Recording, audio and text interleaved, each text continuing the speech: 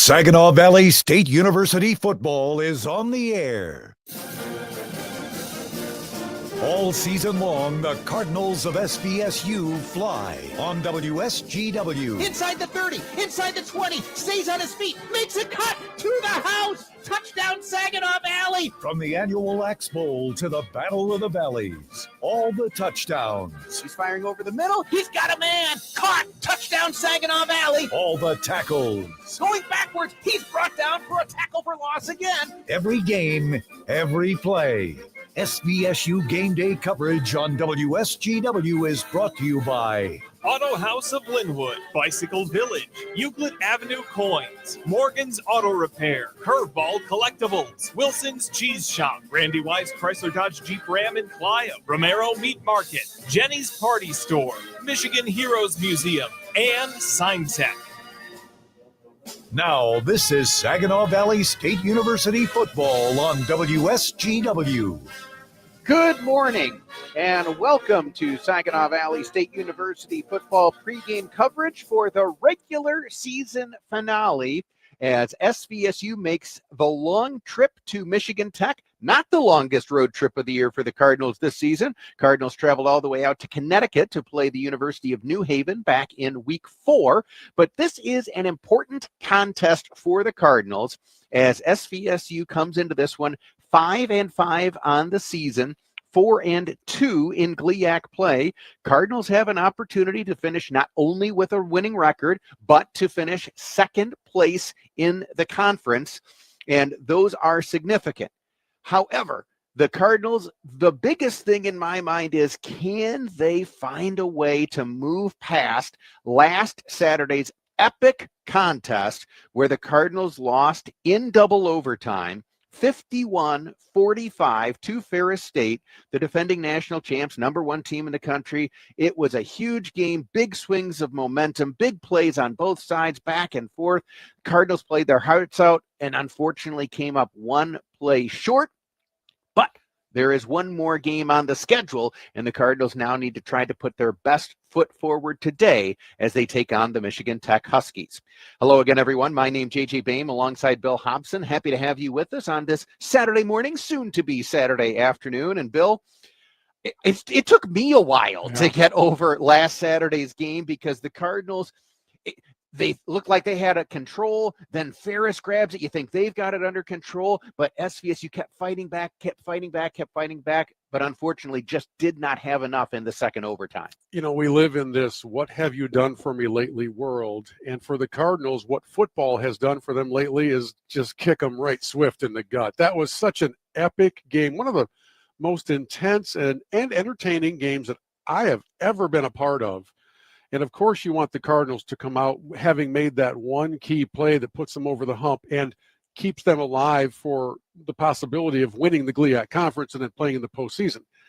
It didn't happen that way. And so now you have this regrouping week, by the way, against an opponent that also had its hopes dashed last week and had its kick in the gut moment because Michigan Tech was down in Allendale at Grand Valley and lost a 3-point game to the Lakers, right? So that's a long road trip for them, and they have to regroup. And here you have two teams that are probably in different places than they thought they would be preseason.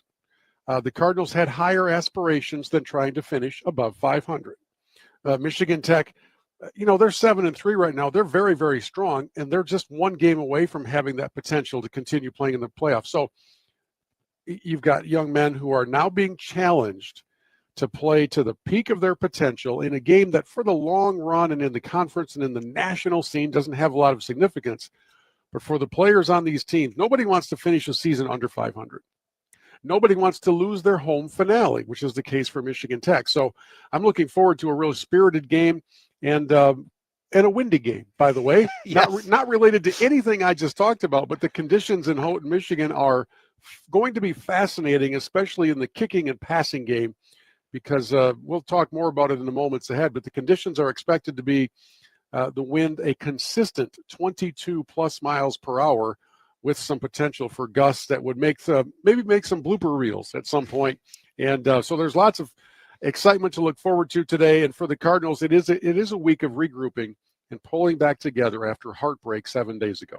And it will also be a test of each team's mental toughness because, as you said, it's definitely going to be a factor in the kicking game, talking about the wind, but it could be a factor in the passing game. We certainly saw that be a factor last week between SVSU and Ferris State in a game where the conditions weren't as windy as they are today. Yeah, and one of the other great, I think, positive takeaways from last week, and I know some of you are listening thinking, well, why would there be a positive takeaway in a game that you lost in heartbreaking fashion? Let's remember back pregame, JJ and I are talking about how banged up the Cardinals' secondary is, and realize that midway through the third quarter, the Cardinals led 24-7. And in that game, that banged-up defense caused 6 Ferris State turnovers. Now, I get it. You never lose a game when you come away with 6 turnovers. Be that as it may, there were true freshmen pressed into action who did very, very well. There were adjustments made on the fly against a fairly prolific Ferris State offense, and for the most part, until this barrage came midway through the third quarter, they had been held in check. So there are some positives to draw upon. Obviously, the outcome of last week's game is not one of them, but when you see young players stepping up who you wonder, are they ready for the big moment? Are they ready for the speed of a national champion opponent and a team that's been undefeated for seemingly half of my lifetime? They were up to that challenge, and they'll have to be up to it again today against Michigan Tech, a team that has shown a lot of offensive explosiveness, and they always do things a little bit different in Houghton. This program historically has a little different offensive mindset and philosophy, whether it's the wishbone, or the veer option, or whatever it is. It's usually an offense that's based in confusion, in misperception, and trying to throw the defense off balance. So the Cardinals definitely have a test out in front of them today. And Dan Metlack, the now third-year head coach at Michigan Tech, a former quarterback for Michigan Tech, a very effective one at that. So you are going to see a lot of bootlegs and misdirection, as you talked about, and it will put a lot of pressure on that SVSU defense. And as Bill talks about how they do things a little bit differently at Michigan Tech, you get a chance to see the Michigan Tech marching band dressed in their black and yellow overalls, and the tradition, of course, is each member of the band wears a unique piece of haberdashery. So you see all sorts of interesting hats and masks and everything else atop their heads. That's what we see right now. So it is a fun atmosphere here. It is senior day for Michigan Tech. Their senior parents are down on the field waiting for their sons to come on out and get those introductions, but it is a big game here as SVSU takes on Michigan Tech in Houghton. Did you just bring haberdashery out for us today? Oh, I did. Dude, that is impressive. That's like a 6-point extra bonus score for you. Well, we have an educated audience, right. Bill.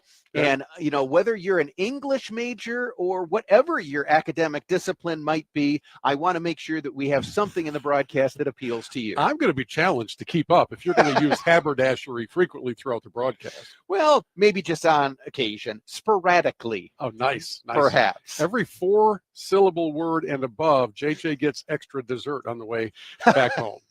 Well, it is a fun day here, and we hope to have some fun and hope the Cardinals bring some fun as they take on Michigan Tech today. When we come back, we'll hear from SVSU head football coach Ryan Brady and get his thoughts on today's matchup with the Huskies. That's coming up. You are listening to Saginaw Valley State University football. It could be the best years of your life. In retirement, you'll finally get to do what you want to do. But you have to plan for it. Start by tuning into Mindy and Nolan McIntosh of McIntosh & Associates every Sunday at noon for Wealth Michigan with the McIntoshes. Make retirement the best time of your life. Tune in Sundays at noon for Wealth Michigan with the McIntoshes. Firm offers insurance services. Investment advisory services offered only by duly registered individuals through AA Wealth Management, LLC. At Saginaw Valley State University, every student is unique. It's not just about learning, it's about thriving and standing out. With over 100 programs and dedicated faculty, SVSU helps you discover passions, push boundaries, and make lifelong connections. Whether in class, on the field, or in the community, we empower our Cardinals to stand out and succeed. So, what are you waiting for? Stand out with SVSU.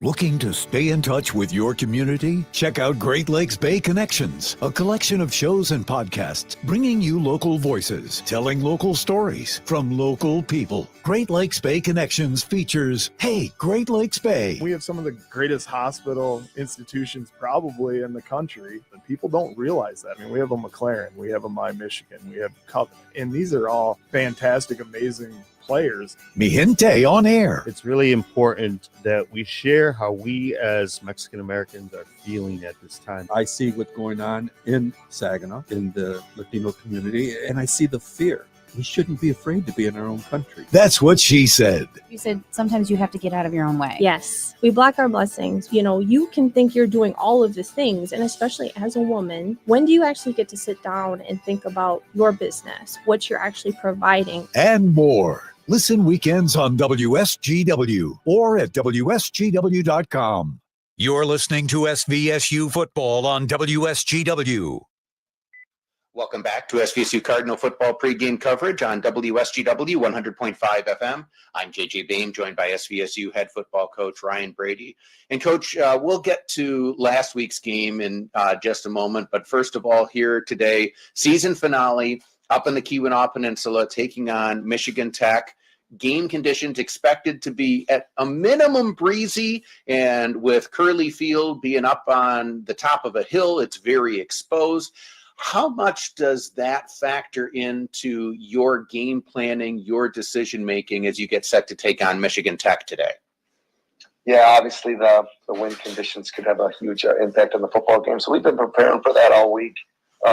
Just making sure we have the kicking game is the part that keeps you up at night. And talking maybe a wind up into the gusts of 50 to 60 mile an hour with steady 30 mile an hour winds. So, that could make it where, one of those football games where, you only have the ball going in one direction in the second and the fourth quarter. Those might be the only opportunities you get to score points. And so we'll see how that plays out once we get out there and we get rolling. But that's something we've been working on all week in preparation for. And now, before we look more at today's matchup with Michigan Tech, last week, senior day at home, you're taking on the defending national champs, number one team in the country in Ferris State. You wind up losing in double overtime, 51-45, a game that had big swings. Your team made probably as many plays in a single game as you can possibly imagine. So first of all, what did that show you and show your team? But then second of all, that's got to be such a gut-wrenching loss. What do you do to try to put that behind you so that you can be ready to play today? Yeah, obviously it was tough pill to swallow. I thought our guys were really prepared and they had the right mentality going into that game, and I thought we really played well in a lot of areas. As in any football game, it typically comes down to 4 or 5 plays, and there's a stretch in the third quarter where we made 4 or 5 critical errors. And those are hard to overcome. We have a missed assignment on a route, turns into an interception for a touchdown. Then we jump off sides and they take a free play, and that turns into a touchdown.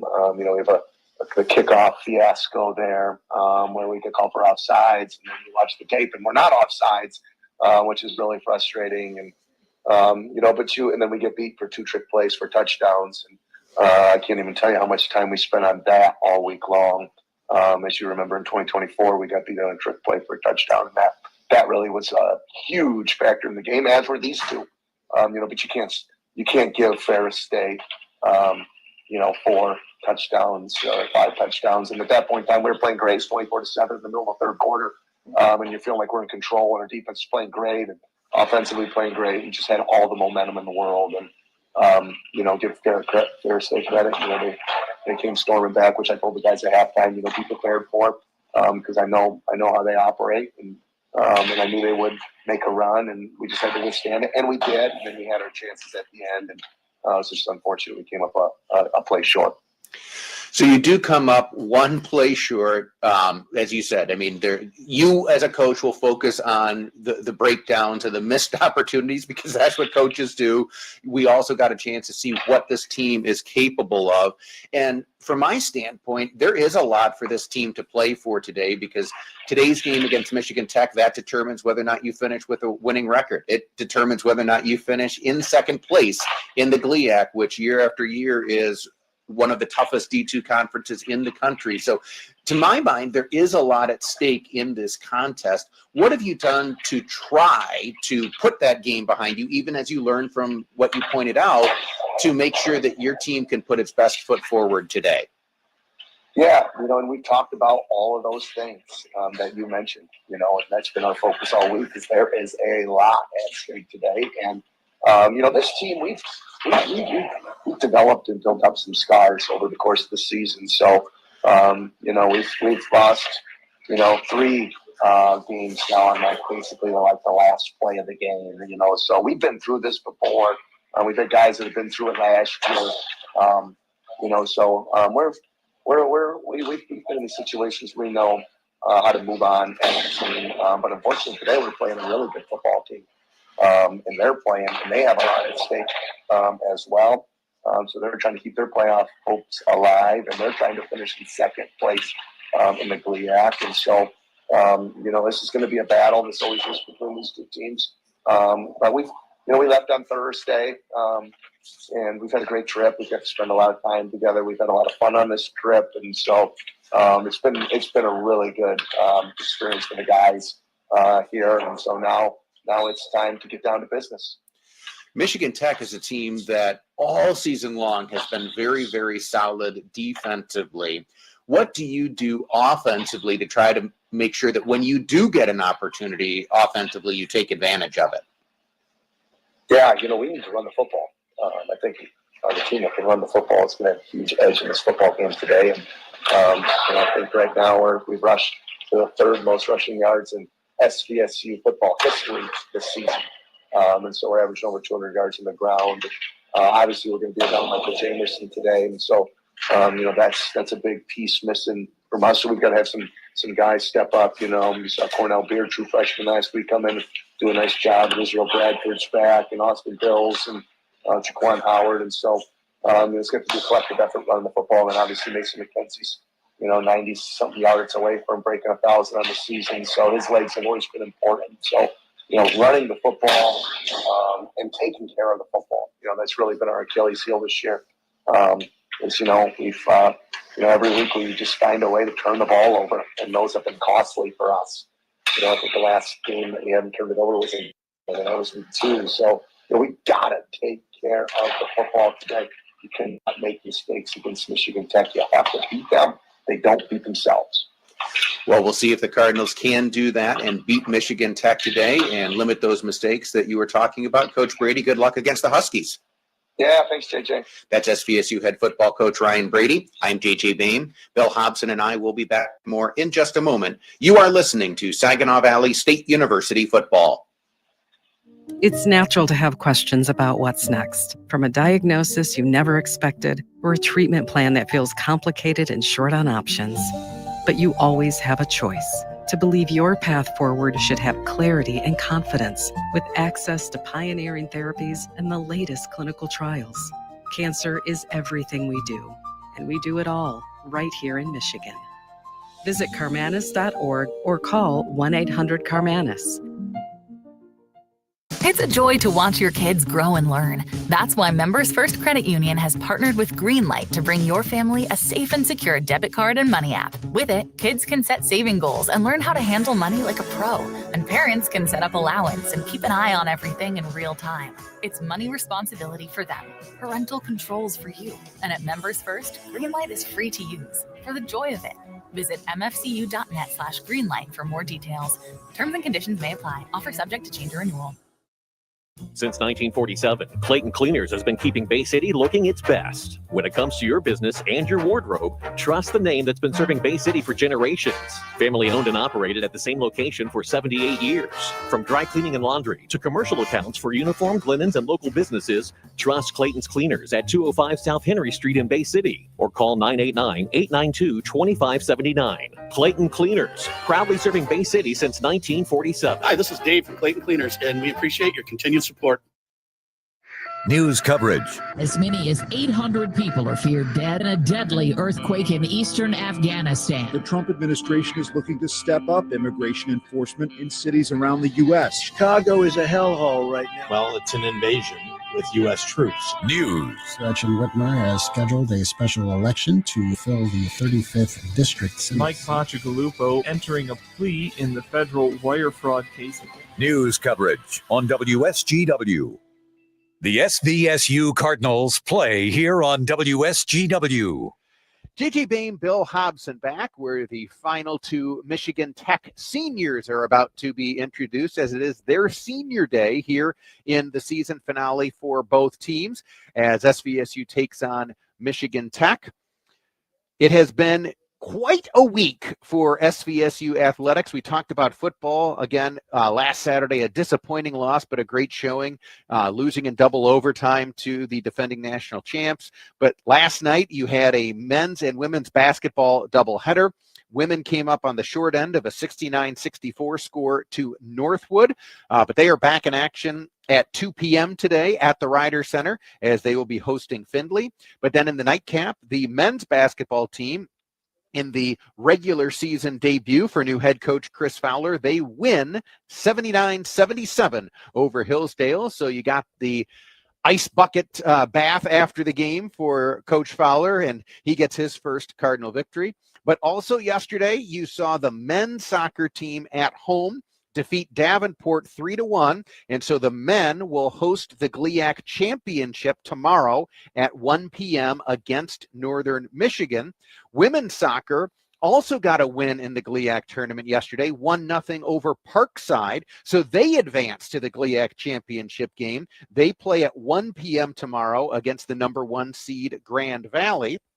And then the men's cross-country team has risen to number 7 in the nation after their strong showing at the NCAA regional race last Saturday. And so they will run in the NCAA Division II championships next Saturday in Wisconsin. Wow. So you get the end of fall sports season, you get the beginning of winter sports season, and a lot going on, but a lot of success being found across the SVSU athletics program over the past week. Well, and two thoughts about that, or three thoughts. One, congratulations. That's really a strong week, as you were talking about. Number two, nobody imagined you'd be hosting the conference championship soccer match in mid-November, and it's going to be about 60 degrees, right? So that's pretty cool. And then number three, I had long personally considered a career in cross country, and then I found out that it involved way too much running. So I probably missed out on a golden opportunity, but I would have asked for a cart. Yes, 8 kilometers is what they run on the men's side. I might have been good at 7.5, but definitely not 8. So they're about to play the national anthem here at Michigan Tech. We'll be back with the kickoff when we return. You are listening to Saginaw Valley State University football. Hi, I'm Kelsey Crane. With the holidays upon us, now's the time to buy and save. There's a reason why Crane's L&M Appliance Center and Home Furnishings have been serving this area since 1956. It's customer satisfaction. You'll love to shop at Crane's because right now, our prices are affordable and our financing makes it a whole lot easier to buy now. 0% interest for 12 months or even 0% interest for 18 months.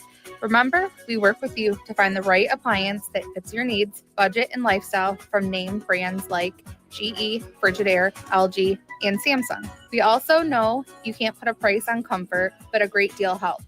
We have great deals on mattresses, recliners, living room, bedroom, dining room, and office furnishings, and special 0% financing available as well. See us today. Now is a great time to shop at Crane's L&M Appliance Center and Home Furnishings.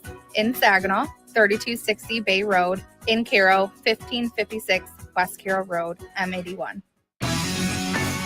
Is your tread dead? Keep your vehicle safe this winter with a new set of tires from Auto House in Linwood. Auto House in Linwood has everything from all-season tires, all-terrain tires, mud tires, and snow tires, and the best tire prices around. Financing is available. Call Auto House today at 989-697-4440. That's 989-697-4440. Spending too much money in your next set of tires is your business. Saving you money in your next set of new tires is their business.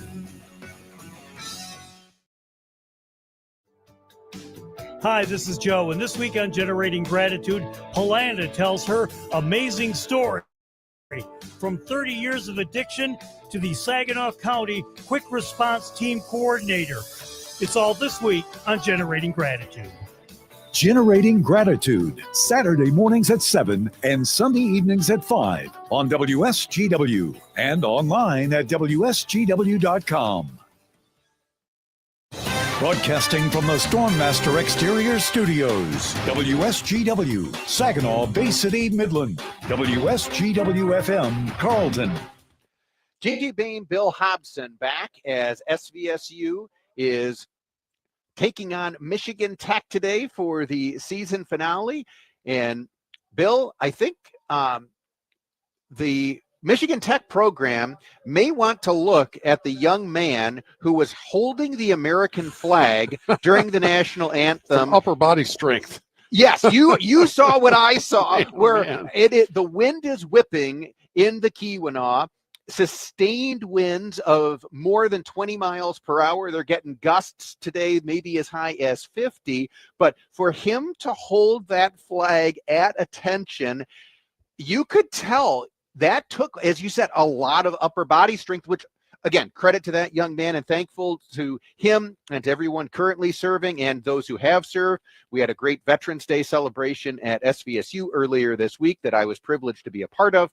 And so we are thankful to all of the men and women out there who protect our freedoms every day, but also this is going to be, as you heard Coach Brady talk about too, a serious factor in the contest when you see how much the wind is definitely going to affect things, because it is a breezy day in the Upper Peninsula and particularly in the Keweenaw as SVSU is taking on Michigan Tech. Michigan Tech won the toss and deferred, so it will be SVSU receiving. Michigan Tech with their all-home black uniforms today. Black pants, black jerseys, white numbers with gold trim, and black helmets with the white and gold Husky emblem. SVSU and their traveling road whites. Cardinals will fly from right to left today. And the opening kickoff, Jaquan Howard watches it go into the back corner of the end zone right to the snowdrift, where they got everything cleared off. But in the corner of the end zone off to our broadcast right, there is, you can see where they had the big pile of snow, and some of it still remains, even though game time temperatures here are in the 40s. Yeah, it's 47 degrees. It would have been much more expected to have this field covered in white, but thankfully it's not. It's just all wind. So the Cardinals will start out on their first possession going into that breeze, although it's a little bit across from them, but again, a very, very challenging day if you're going to try to move the ball through the air. Cardinals will fly from right to left here in the opening quarter. Cornell Beard gets the start at running back after the injury to Michael Jamerson. He takes the carry. He breaks a tackle. Here goes Cornell Beard around the corner. The 30, the 40. He's across midfield. Finally tackled in Michigan Tech territory all the way down at the Husky 43-yard line. What an explosive run by the freshman. And we're going to give some credit where it is due. Leading out front is Sean Shahu, who actually got 2 blocks on that play. First of all, to his left, and then back to his right as he was playing the role of human road grader and made a lot of room available for the running back, and a big start for the Cardinals. A 34-yard gain on first down here. McKenty throws over the middle. It's caught by Eric Kraft, and he's going to be marked at about the 35-yard line. So a quick early completion by Mason McKenty. Eric Kraft was very effective working over the middle on those crossing routes last week against Ferris State. There he picks up a gain of 8 yards. And that's the kind of pass that's largely impervious to the wind. It's a 8-yard throw. It's a fastball coming in. There's no time for the wind to throw that one off target. It'll be the deep balls that are the biggest challenge today. on 2nd and 2. Handoff to Beard. He's pushing the pile forward. He's going to be very close to first down yardage. We'll have to see. And now the official on the far side does signal that it is enough to move the chains and pick up the first down. And I know we're going to have a little bit of running back by committee. We'll have Austin Bills in there at times. But what a cool start for Cornell Beard, the freshman who comes out of Shaker Heights, Ohio. Last week's injury to Michael Jamerson was a tough one to see, and he was just beside himself with not being able to play in that big game. But it is good to have somebody who can step in and pick up the slack. Here on first down, pass is caught by Zelensky. He did step out of bounds. He was trying to stay in bounds as he was breaking the tackle. They say he did step out down near the 26-yard line, but those quick hitting passes, the first two are complete by Mason McKenzie. So the Cardinals going into the breeze here have been able to still make some connections in the short passing game. One of the things I am most looking forward to by way of development in the offseason is Zarek Zelensky. This kid at 6'3", 205 is a weapon at wide receiver. 2nd and 3, McKenzie throws to the far side. This one is caught by Terrence Brown. Breaks a tackle. Terrence Brown inside the 20 and all the way down near the 10-yard line before he is finally tackled. Cardinals looking crisp on their opening possession. They don't even seem to acknowledge that there is a breeze. It's been a very well-balanced opening possession. Ball on the ground, ball in the air, and all of them short, precise passes from Mason McKenzie. 1st and goal from the 7. Handoff to Beard. Goes right into the pile, but then his offensive lineman pushed that pile down to about the 5-yard line. So it will be 2nd and goal from there. And now a very late penalty flag comes out. I mean, like players were getting up off the pile, and I'm wondering if somebody took a shot down there well after the whistle as the officials confer, right?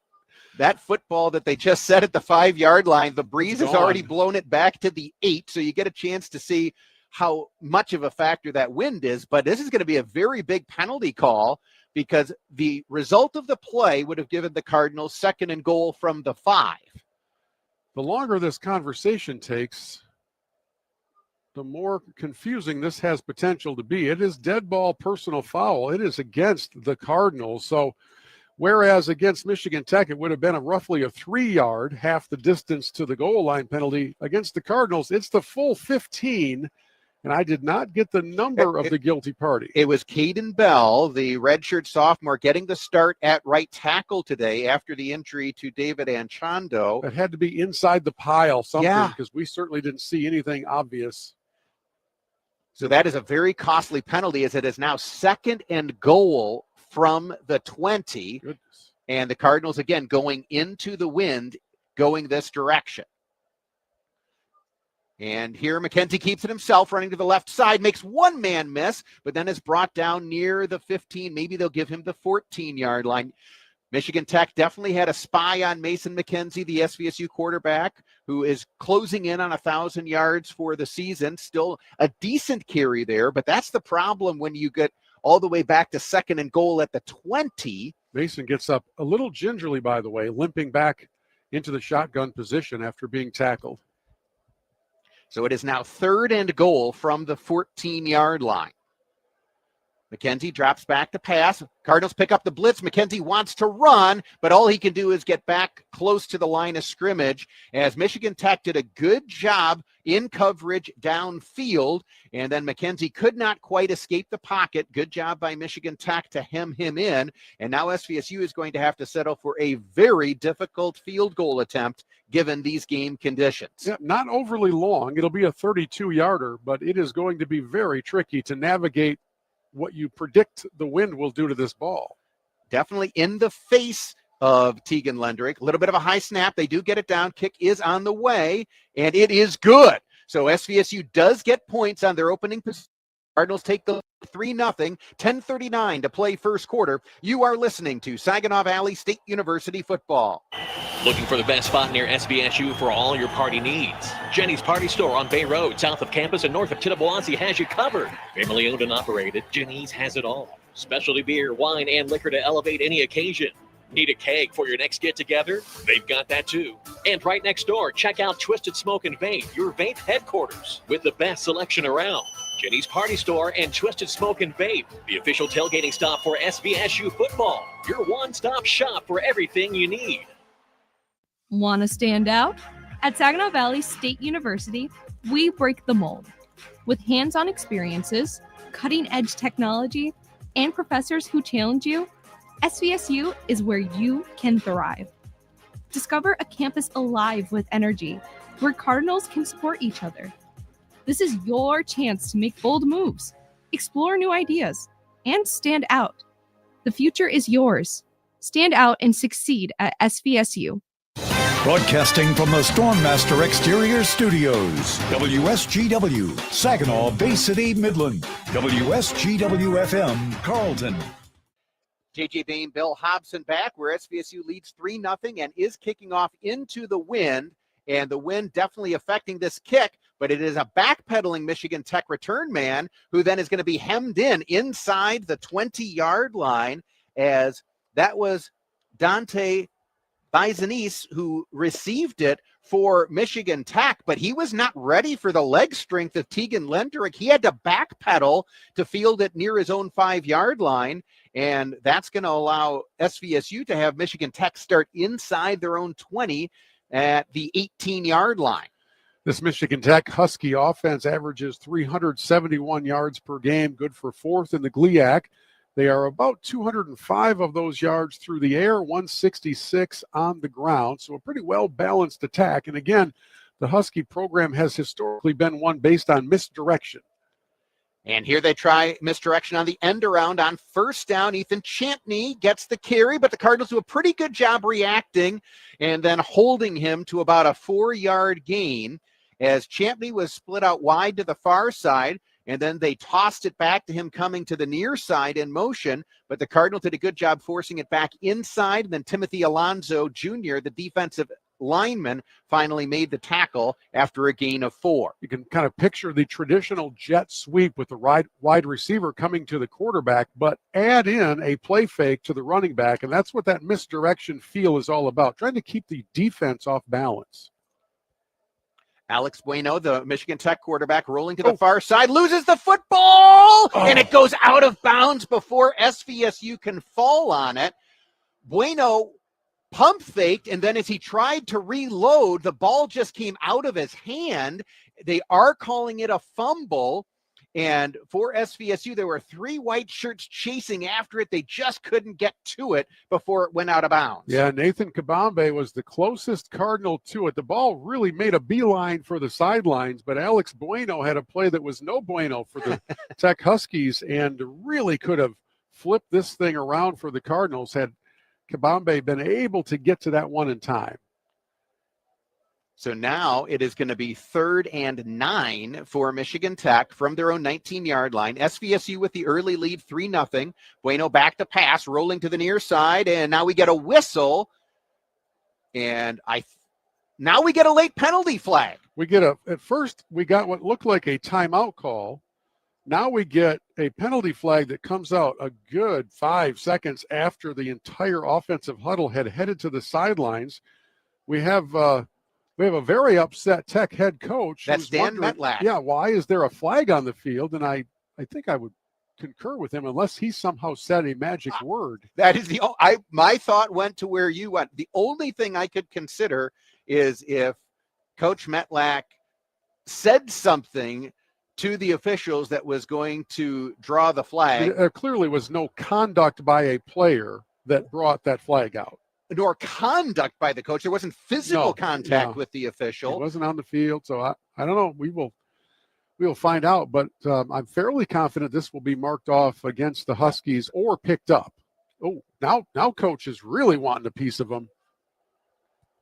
And it is unsportsmanlike conduct against Michigan Tech. Wow. And there is a timeout on the field as well. So I wonder if this is going to be where Michigan Tech is going to be charged the timeout and gets hit with a penalty. There's a fair amount of confusion as to what just transpired here, mostly because the flag made no obvious sense, at least from our broadcast location. So Metlack is still giving the officials a little bit of personal input. He is standing by the side, Judge, but he is talking across the To field. the white hat. Yes. Microphone's not good here because of the wind, so we're trying to read lips, and it's it's not my strong suit. And now the head official is calling Coach Metlack over to the sidelines. He's taking out his little card where he writes down unsportsmanlike. Yeah. If you get 2 of those, you're ejected from a game. It has to have been assigned to a player, I guess, but they are still conversing as if this is up for negotiation. I don't know the last time I saw a coach win this kind of an interchange, but it is currently 3rd and 20 after that penalty. So this is one of the more lengthy and spirited conversations you will see between the head referee and a head coach. I give credit to the head referee. He has definitely let Coach Metlack speak his piece and then some. Yeah. But now they are each going their separate ways. Coach Metlack coming to the near sideline, the head official going back to his spot. After all of that, it's a half the distance to the goal penalty against Michigan Tech. And so it is now going to be 3rd and 20 for the Huskies, lining up at their own 10-yard line. Bueno back to pass, rolling to the near side, looking to pass, and it is caught. Wow. Great catch in traffic, but well short of the line to gain. That was Ethan Hull, the 6'3", 180-pound sophomore out of Ithaca, who made a great leaping catch. It was a great pass by Bueno, but 15 yards isn't enough on 3rd and 20. That was a really good touch ball from Bueno. He just got it over the head of Kabambe, and it ends up being a completion to set up 4th and 5. So they did recover the majority of that penalty yardage in time to punt. And again, Michigan Tech is punting with the breeze here in the first quarter. And this one goes very high and very, very long. Great fair catch on the run by Braden Hill of SVSU. I'm going to tell you, every punt that you field when you are fielding a punt with the wind is going to be an incredible achievement in today's context. You don't even try to return it. You just make sure you field that thing. Braden Hill did that. And so SVSU will take over, leading 3-0, and they will spot this one at the Cardinals' 32-yard line. And just to kind of give you all a picture of what we're describing with the wind, it's not just straight down the field or into it, it's across. So it's kind of going from the Tech sideline over to the Cardinal sideline. So you've got some adjustments to make, to say the least. Handoff here on first down. Cornell Beard breaks one tackle, stays on his feet, breaks a second tackle, and is finally knocked out of bounds along the SVSU sideline after picking up the first down.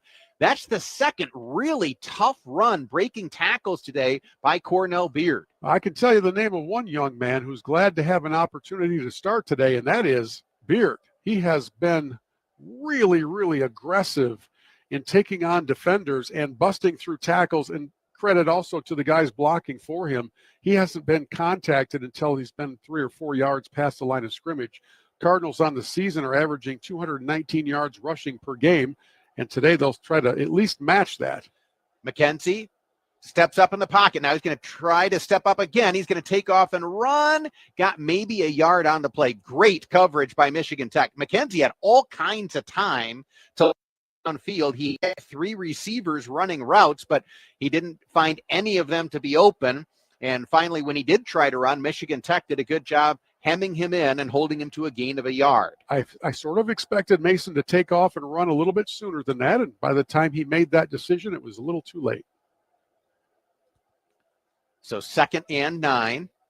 McKenzie swing pass to the near side and a broken tackle by Terrence Brown. And he now goes to the outside, and it's going to be a short gain. He had a block from Zelensky that would have opened up a running lane to the inside. Instead, it's going to wind up being a gain of only about 3 yards. Yeah, Zarek did what he's supposed to do at wide receiver, but Brown kind of took the wrong route, and instead of cutting it back up towards the hash marks, he went to the sideline. And we do have an injured Michigan Tech player coming out after that exchange. So the Cardinals are doing a good job completing the short passes here in the first quarter. You heard Coach Brady talk about, he knew this was a game where Any points you get going into the wind are going to kind of be considered bonus points. Yeah. And you've got to try to score as many as you can when you have the wind at your back. Here in the first quarter, early advantage, SVSU, because the Cardinals have the lead 3-0, and they have been going into the wind here in the third quarter. As you said, it's a diagonal wind as the Cardinals are going into it, and it's also coming from the near sideline to the far sideline. And what have we largely observed this season on 3rd and 5 for the Cardinals? We have largely observed a spread formation and a quarterback draw. We shall see if that's the way they choose to come at this one. The injured player, by the way, from Michigan Tech, Terrence Martin, all the way from Gilbert, Arizona. I will assume his recruiting trip did not take place in February. Cardinals go with 2 running backs here on 3rd and 5. Low snap. McKenzie does pick it up, throws to the far side. It's caught. First down, Saginaw Valley. That is a tough pass going against the grain with the wind, but the Cardinals do make the completion. It's caught by Eric Kraft for a first down. Just a 2-step drop, a quick release, and an accurate ball, having properly calculated the wind impact. That was really impressive by Mason. That's one of those, that pass is maybe 6 yards past the line of scrimmage, but you're going from the near hash to the far numbers into the wind. It's about a 35-yard throw and a difficult one to make. Cardinals do pick up the first down. They pass here to Brown on the swing pass to the far side, breaks 1 tackle, gets inside the 35-yard line. And look at the Cardinal bench getting fired up here as they see Terrence Brown with the tough run after contact. And the wide receivers engaged in clean blocks out on the end. Tight end Cakemeister's out there. You've got Kraft coming back in to block on the inside, and they create a little bit of space for that wide receiver flare pass. It's not my favorite play in the playbook for any school, but when it's blocked properly, it works. And there you saw evidence of that with a 7-yard gain. 2nd and 3 from the Michigan Tech 33. Handoff to Beard.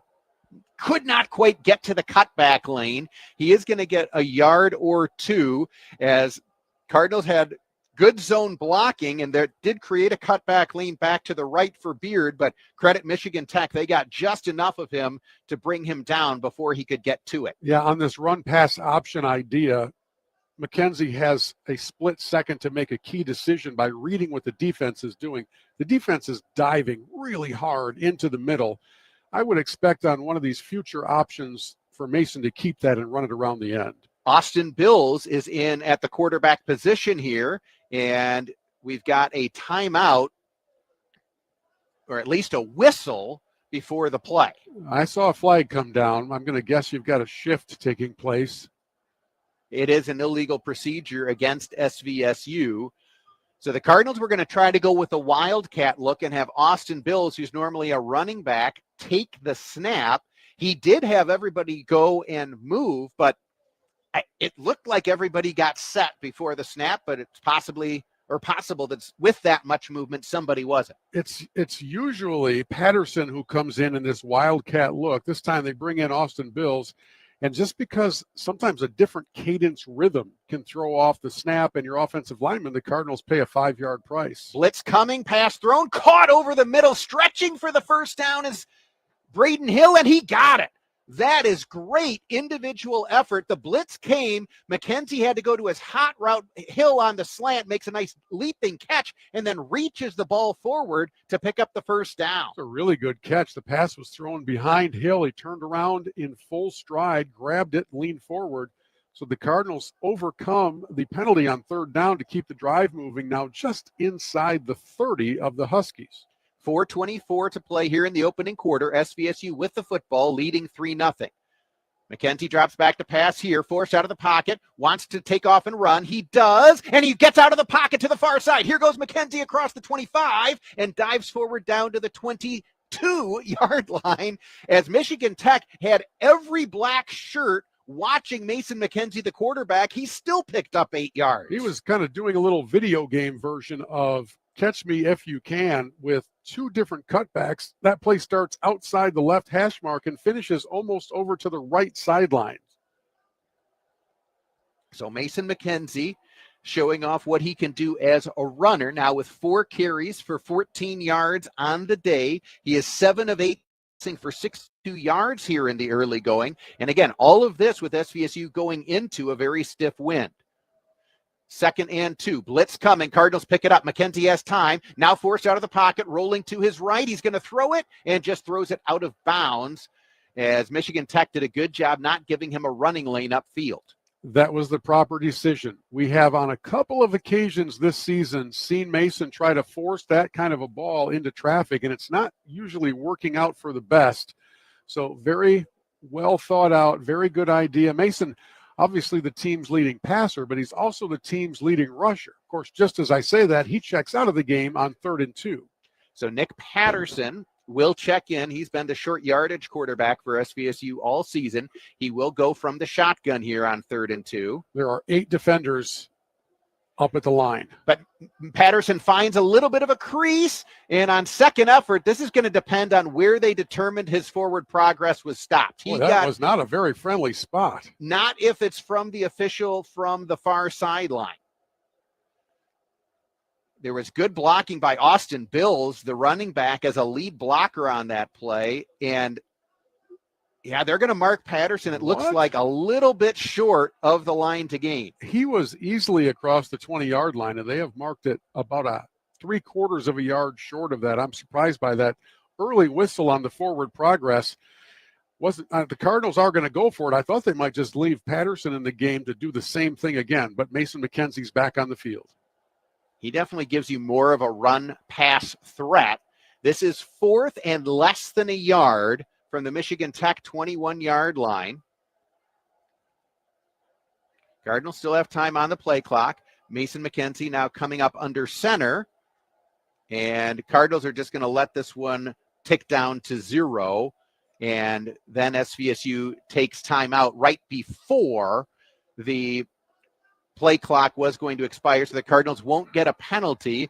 And now this is an interesting decision because we did see Tegan Lendrink make the field goal going this direction from 32 yards, and it cleared by a decent margin even going into the wind. This one would be about a 38 or 39-yard attempt from where it is currently placed. By the same token, the way that SVSU has run the football here in the first quarter, if I'm Ryan Brady, I'm going to go for this one. Yeah, I would agree with you. And it's really 4th and inches. It's not a full yard.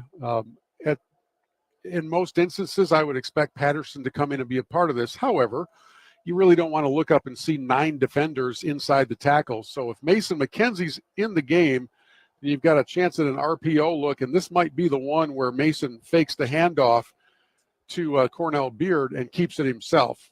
But they are going to go for it here as the Cardinals come back out on offense. And it is Patterson who comes back out at quarterback. Again, he's 6'3". They still list him in the program at 215, but that's his freshman weight. I want them to do mine. I was going to say, he definitely has put on some good pounds in the weight room since arriving as a freshman. So I've got to think he's going at least 225 these days, and he will check in at quarterback on 4th and less than a yard. Patterson takes the snap, running to the far side, dives forward. He's got the first down, stays on his feet. Oh. What a great job by Patterson. He gets it all the way down to the 2-yard line. I thought he was down several yards back, and Nick is able to put a hand down on the field and somehow maintain his balance as he's stumbling forward inside the 10. And whereas the Huskies thought they had him stopped for maybe a 2-yard gain, you've got to wrap him up. And linebacker Chase Koch did not do that. He tried to go for the big hit instead of the big form tackle, and Patterson ends up all the way down inside to the 3, where the Cardinals are set up 1st and goal. Patterson getting lots of helmet slaps and shoulder pad slaps as he heads to the far sideline. Cardinals leading 3-0, have it now 1st and goal from the 3. Cardinals have 2 tight ends flip and line up on the right side of the formation. McKenzie drops back. He's going to throw it to the far side and just throws it incomplete. He had Cakemeister wide open at the pylon and just didn't see him. Yeah, he may have been obscured because of the pressure coming in, and you never want to toss one out there if you're not sure, but Cakemeister was really all alone at the front pylon. So now McKenzie is going to check back out. Patterson will check back in. Now watching the replay, his vision definitely was obscured by a blitzer off that side of the formation, but that was a missed opportunity. And everybody in a black jersey knows for sure that Patterson is going to be keeping this ball. Now, they've got a defender still straggling off the field. It almost gave the Cardinals a chance at 12 men on the field. In fact, we've got a dead ball now. And the Cardinals jump again. Oh. I thought it might have been a timeout called by Tech because the guy who was coming off the field was in no hurry to get off the field, and he could have been nabbed for 12 men. But instead, a new quarterback with a new cadence and a new rhythm causes a jump on the Cardinal offensive line. And, man, they have been in the red zone a few times and been hitting the reverse button too often.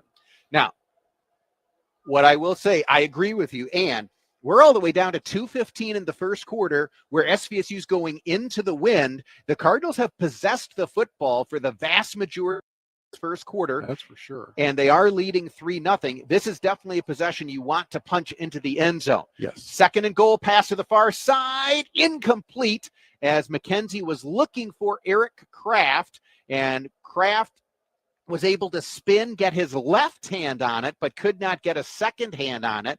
And so now it's going to be third and goal coming up from the 8. In this game, the Cardinals currently have 7 first downs. Michigan Tech has 0. This has been, this is one of those games where you're looking at things like, how is it only 3-0? Well, give it some time, but the penalties have not helped for sure. Blitz coming. McKenzie's going to take off and run. He has a little bit of a lane, spins his way forward. He's going to be tackled at the 2. And now you're faced with another Dan Campbell-like moment decision because you've driven all the way down here. You've got it at the 2. Do you take what you hope would be an automatic 3 points, or do you go for it again and try to punch one in? Cardinals are going to attempt the field goal attempt. And again, you're on the road. You're going into the wind. I think you take the points and put some faith in your defense and then try to build some momentum when you get the wind at your back in the second quarter. This will be a 21-yard attempt.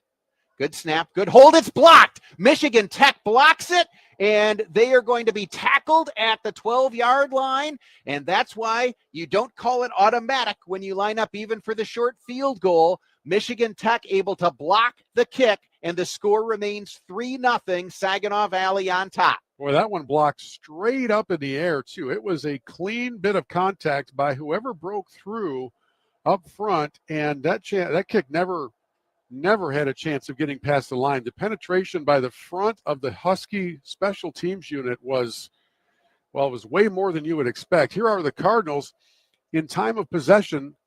They've had it for 11 minutes and 18 seconds compared to 2:15, and it's a 3-0 ball game. That's what you call dominating in every category except for the one that counts. And there SVSU does have the lead, but it's just a 3-point lead as the Huskies now take over at their own 13-yard line with 1:27 to play in the first quarter. And Michigan Tech, lots of motion here on first down. Bueno with the handoff coming to the near side. Running back Jake Reff able to pick up about 3 yards. And I'm not going to be the hindsight guy because I don't like those guys. And the fact that the field goal was blocked is really not part of my comment. But I like the idea of going for it here in your season finale game where you're just trying to make some statements. And if you don't get it, you've pinned them back at the 2-yard line. As it turns out, because of the block, they actually picked up a few yards for the Huskies to feel more comfortable. But I like going for it when you're inside the 3. Bueno throws it to the far side here. It is caught, and that is going to be very close to first down yardage as Nick Nora able to make the reception. You can tell both teams offensively have made some adjustments because of the wind conditions. All the passes we've seen so far have been quick, short, laser kind of throws. You'd really have to be desperate to try to heave one downfield because it would be a guessing game as to where the ball's going to end up. I can guarantee you it's going to end up closer to the Cardinal sideline because of the breeze, but that's about all I can give you. So Michigan Tech did pick up the first down. They have it 1st and 10 from their own 23. Bueno quarterback draw, looking for a running lane. He's bottled up, hemmed in, and dropped for a loss. Good job of flowing to the football, as by the end of this one, there's about 5 white jerseys that all had a piece of this tackle. Yeah, the Cardinals are really keyed on that. They're not going to let themselves get beat by the quarterback keeping the ball. That's the end of the first quarter. On the season, by the way, Bueno with 81 carries for 392. So he's a gifted runner, but the Cardinals were definitely ready for it. It'll be 2nd and long for Michigan Tech when the second quarter begins. At the end of one, SVSU leads 3-0. You are listening to Saginaw Valley State University football. In Old Town Saginaw, there's a pizza place folks can't stop talking about, Old World Pizzeria. Founded by folks who grew up right here in Saginaw, every pizza made from scratch every day with 3-day fermented dough, unbleached flour, imported ingredients. It's about simplicity, craft, and passion. But best of all, it's for everyone. Neighbors, food lovers, folks who just want something real and good. Old World Pizzeria, your community, your pizza. This is Eric Shevchenko of Old World Pizzeria in Old Town Saginaw. Come on down and get a slice. Imagine a place where your individuality is celebrated. At Saginaw Valley State University, we create an environment for you to stand out, whether in academics or personal growth. Supported by a caring community, SVSU is where you feel at home, where every corner holds opportunity. Discover a campus that guides your journey. SVSU, where you're not just learning, you're becoming who you're meant to be. This is Saginaw Valley State University football on WSGW. KJ Bain, Bill Hobson back, where at the end of the first quarter, it is SVSU leading Michigan Tech 3-0. Officially a loss of 1 on the final play of the first quarter, so Michigan Tech has it 2nd and 11 from their own 22-yard line as they now go into the wind here in the second quarter. Bueno play action, forced out of the pocket. He's going to roll to his right. He's got some running room, and he's finally out of bounds where? Well, they spot it way back at the 29-yard line, so he's going to be a few yards short of the line to gain. And Bueno quickly made that decision on the RPO to keep it himself. He's got some very, very impressive land speed and won the race to the sidelines. By the way, virtue of a replay, we were able to tell that it was number 25, Jamison Stamps, who blocked the Cardinal field goal, another player from Arizona. So there's some sort of a cold weather to warm weather pipeline going on here all the way up to Houghton. 3rd and 4 for Michigan Tech coming up.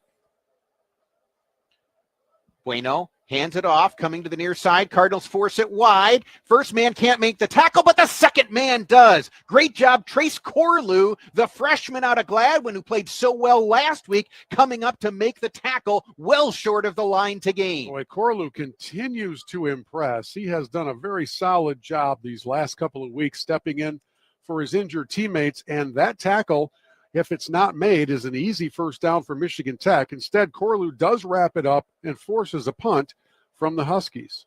Loss of 2 on the play. Cardinals look like they're coming after this one. They do come after it, and they block it.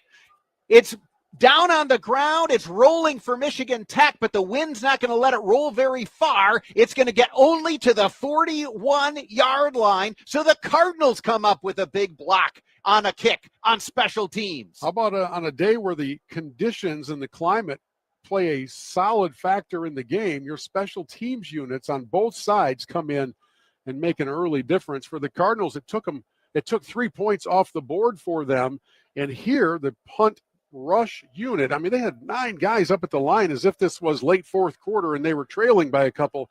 They all came after it. I did not get the number of the Cardinal who got it, but it was a solid block, and now SVSU takes over at the 41-yard line of Michigan Tech with the wind at their back as the Cardinals fly from left to right here in the second quarter. McKenzie hands to Bradford. He's trying to get the corner. He does, and he's out of bounds near the 35-yard line. Line judge trying to break up 2 players in addition to trying to spot the football, but a nice pickup on first down by Israel Bradford on his first carry of the day. Yeah, a little bit behind the play, Cakemeister took his man over just to personally introduce him to some of his teammates on the sidelines. I was very glad not to see any yellow laundry accompany that, because the play did extend probably a little further than it needed to. Gain of 6, so it is 2nd and 4.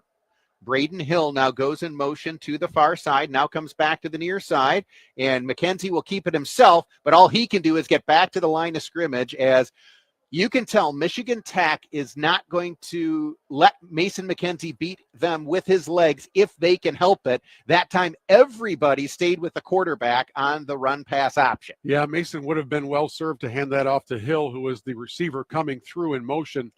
As you said, with everybody in a black jersey keying on the quarterback, there is some room around the edges when you hand that ball off. Now sets up 3rd and 4. From the Michigan Tech 35. McKenzie throws it to the near side, and it's dropped by Hill. Now, there was a good job by Michigan Tech defensively as Tyler McCoon, the tight end, was out there to be a blocker, but the defender who was going into him did a good job of pushing McCoon back, and I don't think Hill got a very good look at it. It might even have been somewhat deflected. Now, because of the conditions of the wind and it being 4th and 4, the Cardinals' offense will remain on the field here to go for it. It's a temptation to punt it, but you're definitely not going to try a field goal kick here. Let's see if this is intended to be a hard count to draw the defense offside, or if the Cardinals truly will pull the trigger and go for it. 4th and 4 from the Michigan Tech 35. McKenzie does take the snap. Blitz coming, throws over the middle, and it is caught. First down, Saginaw Valley. Zarek Zelensky making the play. Just a quick slant. I mean, from the time that McKenzie got that snap in his hands to the release was probably a 2.5 seconds. Zelensky was covered. I mean, there was pretty good midfield coverage put on by Dante Bassanese. He was right on the back of Zelensky, but the pass was perfect, and the Cardinals pick up the first down.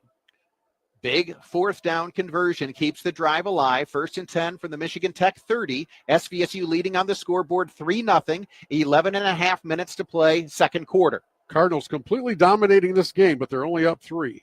Handoff here to Beard. Finds a cutback lane. Here goes Beard inside the 20. Spins his way down to the 16-yard line. Well, he's been running very effectively, very hard. And Michigan Tech paying so much attention to Mason McKenzie, it has left a little extra room for Beard. 6 carries, 64 yards right now. He's averaging 10.7 yards a carry. Cardinals have it. 1st and 10 at the Michigan Tech 16. Handoff to Beard. Here, breaks a tackle in the backfield and picks up 2 yards. You don't often say an impressive 2-yard run. That was an impressive 2-yard run. Could have easily been a 3-yard loss. He just ducked underneath the tackle attempt from Porter Zeman, the linebacker, who came in and went high. You don't go high on a running back. You go low and wrap up around the hips. Zeman didn't do that, and he ended up with an arm full of air. So the Cardinals now have it 2nd and 8 from the Michigan Tech 14. Play action here. McKenzie has time looking down the corner, and it is incomplete. They were trying the wheel route to the far side with Cakemeister, the tight end, and McKenzie put it where only Cakemeister could get it, but he could not haul it in. That's also a play where you are really hoping the defender does not turn around and look for the ball, and he didn't. So the pass got all the way through the defense, but just sailed off the outstretched fingertips of Cakemeister. Now setting up 3rd and 8. Cardinals go with a stack look to the near side with Zelensky and Hill. Terrence Brown right now lined up in the offensive backfield. Blitz coming. McKenzie throws to the far side. It's caught by Kraft. Stutter step move, stays on his feet, gets a block, reaches forward. He's in the end zone. Touchdown, Saginaw Valley. Great job by Kraft. He hit the brakes. The defender kept going by. Then it was a race against Dakota Blackwell to get to that front pylon, and Kraft leans it in for the Cardinals' first touchdown. So a great initial move by Kraft, and then Zelensky got just enough of a block to allow Kraft to lean forward, reach out with his left arm, and get that ball across the plane. Yeah, Terrence Martin was the defender who is currently looking for a piece of his apparel laying on the field because Kraft cut back very abruptly, and Martin just went sailing on by. Really good move by the veteran receiver for the Cardinals. Extra point from Lenderink is good. Cardinals now on top 10-0, 10-17 to play second quarter. You are listening to Saginaw Valley State University football. Are you looking for a reliable place to buy and sell precious metals and coins? Euclid Avenue Coin Inc. has you covered.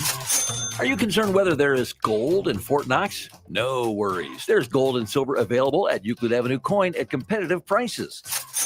Euclid Avenue Coin Inc. is Mid-Michigan's premier dealer for silver and gold bullion, as well as coins of all types. Euclid Avenue Coin, located at 602 North Euclid Avenue in Bay City. Headed up north, make your first stop to Pinconning Cheese Company and Deli right on M13 in the city of Pinconning. We've been serving up the original Pinconning style cheese since 1948, aged from squeaky mild to super sharp, up to 20 years old. But we're more than just cheese. Pick up one of our handcrafted oven-baked pizza loaves, huge deli sandwiches, famous Pinconning grilled cheese, homemade fudge, jerky, and a spicy item from our legendary Wall of Fire hot sauce display. It's a true Michigan tradition, so come taste it for yourself. Visit PinconningCheese.com, find us on Facebook, or stop in today at Pinconning Cheese Company. The Cardinals of SVSU fly on WSGW. JJ Bain, Bill Hobson back where SVSU has now taken a 10-0 lead on the road at Michigan Tech with 10-17 to play here in the second quarter. We were wondering how the Cardinals would bounce back after that tough double overtime game against Ferris State last Saturday. Here, Cardinals on top on the road 10-0. Ferris State on the road today. They are trailing Davenport 20-7. That game also in the second quarter. Well, just a little memo to our friends at Davenport. It ain't over. So play hard, man. I am sure they know that. That is quite a team. Other scores, Michigan and Northwestern are playing at Wrigley Field. And it's scoreless at the end of the first. And Indiana has a 7-0 lead over Wisconsin. South Carolina 10-3 over Texas A&M. And Notre Dame leads Pitt 14-0. Wrigley Field. Kickoff by Lendering sails through the back of the end zone for a touchback. If you get tackled and end up in the ivy, I don't know if that's a penalty or I don't know if anything good happens because of that. I have more than a few stories of my late father attending Chicago Bears games in Wrigley Field because that is where they played for the first, 40 or 50 years after the franchise. Originally, the Decatur Staleys in Decatur, Illinois, then moved to Chicago to become the Chicago Bears. Meanwhile, we have an indication of a penalty against the Cardinals. It was an illegal motion movement. On a kick. So, yes. So, okay. They will now then, after the touchback, spot it at the 30. Are you sure they're not just making stuff up now? No, I'm not sure. But we're not going to hear anything off the referee's mic in this wind. That's for sure. So I will only tell you what I can see from the hand signals. Cardinals have 10 first downs. Michigan Tech 1. SVSU leading on the scoreboard 10-0. Bueno on first down, hands off to the near side. Bova able to make the hit, but a good strong leg drive by Ruff, the ball carrier, to pick up 7 or 8 yards. Some other stats here from this contest. The Cardinals have 111 yards rushing compared to 16 before that play. And in total time of possession, how about 14-28 to 5-15? That was a nice 8-yard pickup on first down for Michigan Tech. So they now have it 2nd and 2 from their own 38. And here they hand off again, and the Cardinals saw it, and this is going to go for maybe a yard on the play as coming up for SVSU to make the play. Didn't get the tackler, but the running back is Nate Benninger, sophomore out of Marquette. Finally, they recruited somebody from the Upper Peninsula instead of Arizona. Well, it has been true for the last 10 or 15 years. The best players from the UP, many more of them wind up at Michigan Tech than at Northern Michigan. It wasn't always the case, but it certainly is as of late. So that was a gain of about half a yard. So they're calling it 3rd and 1, but it's 3rd and a yard and a half for Michigan Tech. And Bueno hands it off to Ref. He's hit in the backfield, but on second effort, he does sprawl forward for the first down. Yeah, there was a chance to bring that play down in the backfield, but a good solid run by their main go-to running back, Jake Ruff. He's a junior, 6 foot, 190 from Lawton, Michigan, moves the chains. That's a big first down for Michigan Tech. Yeah, just their their third first down of the game. And the Huskies mush from right to left here in the second quarter, going into the wind. Pass is thrown to the near side. Ruff makes the catch out of the backfield, cuts back to the middle. He's got some running room. He's across midfield and all the way down to the SVSU 43-yard line. So on that play, Michigan Tech had a lot of people go from the near side to the far side, then had the running back leak out to the near side, and that gave him a lot of room to run. Well, and it was a good check down because Christian Bova came on a delayed blitz right up the middle. Normally, he would be the one responsible for that running back swinging out into the flat. So as he came up after the quarterback, it was a pretty simple toss to the left and a big pickup for Michigan Tech. Pistol look this time. Bueno play action. He's going to throw it to the near side. It is incomplete. His receiver, Champney, was open. That was just an errant throw. Yeah, that was a no footwork set throw by Bueno. He kind of looked at the last minute. That could have very easily ended up being a pick six for Sean Hodges because Bueno really didn't look before he threw it. So the ball missed its target and sails incomplete, now setting up 2nd and 10. And that was going directly into the teeth of the wind, coming down or going downfield towards the near sideline. I'm sure as soon as Bueno let that pass go, he was hoping it would be incomplete. 2nd and 10. Bueno keeps it himself. Can he find a running lane? He does. Breaks one tackle, then slides down after he picks up the first down. He's got a very Mason McKenzie-like accelerator here, does Bueno. Very, very quick. When he makes the decision to run, they may not be comparable in a long distance race because I think Mason would have the edge in that. But from a 0 to 15 yard sprint, Bueno's pretty impressive. We've seen him do it a couple times now.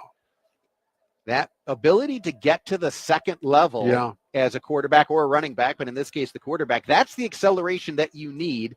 And as you said, Bueno certainly has shown that here.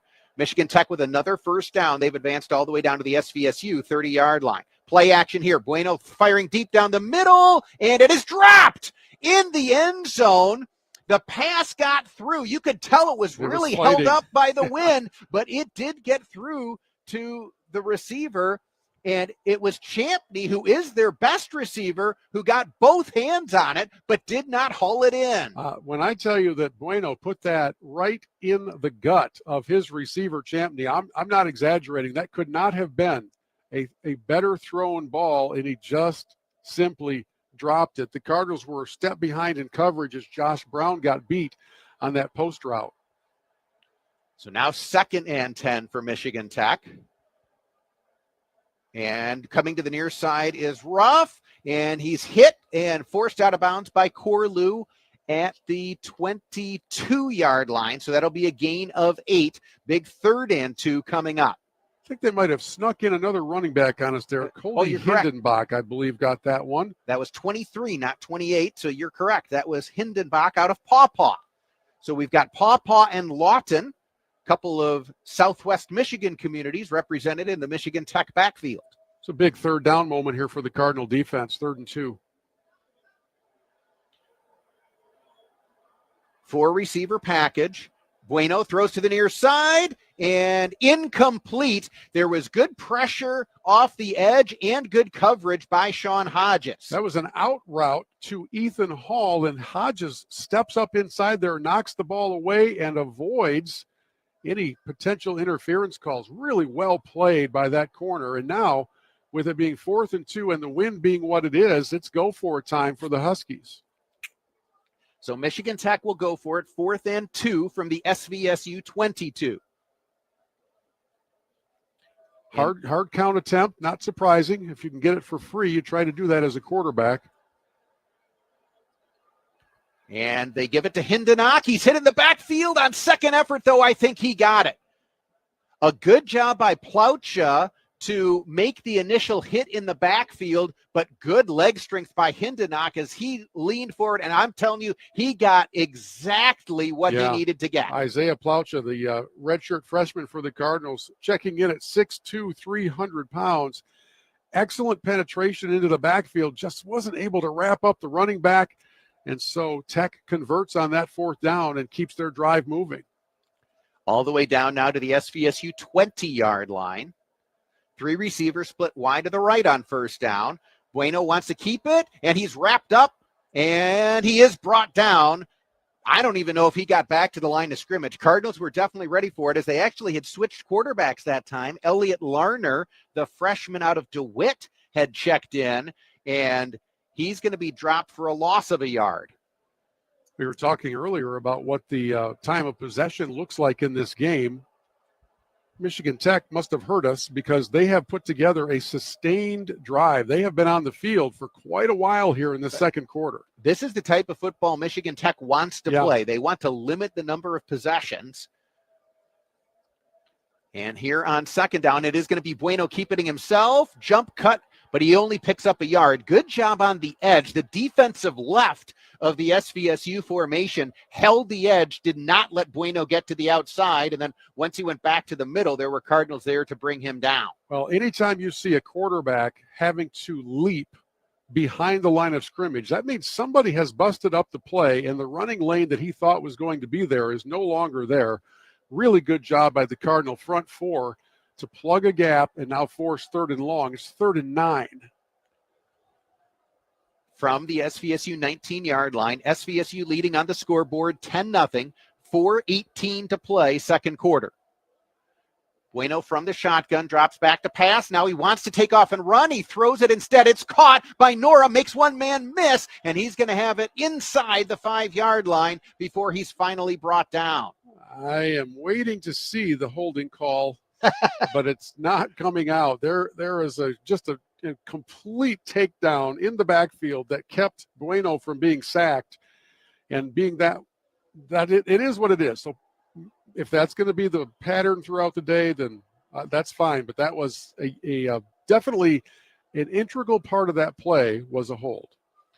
It was Plaucha who was trying to break through for SVSU, but as you said, they definitely did not call offensive holding last week. They may not call it this week. Champney is in at the quarterback position here, and he's going to try to take it and run to the outside. Breaks one tackle, but he cannot break the second tackle. Sean Hodges with a great job to hold the edge and make that, I think, a loss on the play. Yeah, that was really well done by the Cardinal defense. And there's a difference between Nick Patterson and, in this case, Drew Collins, who came in at quarterback. He's listed at 6'3", 215.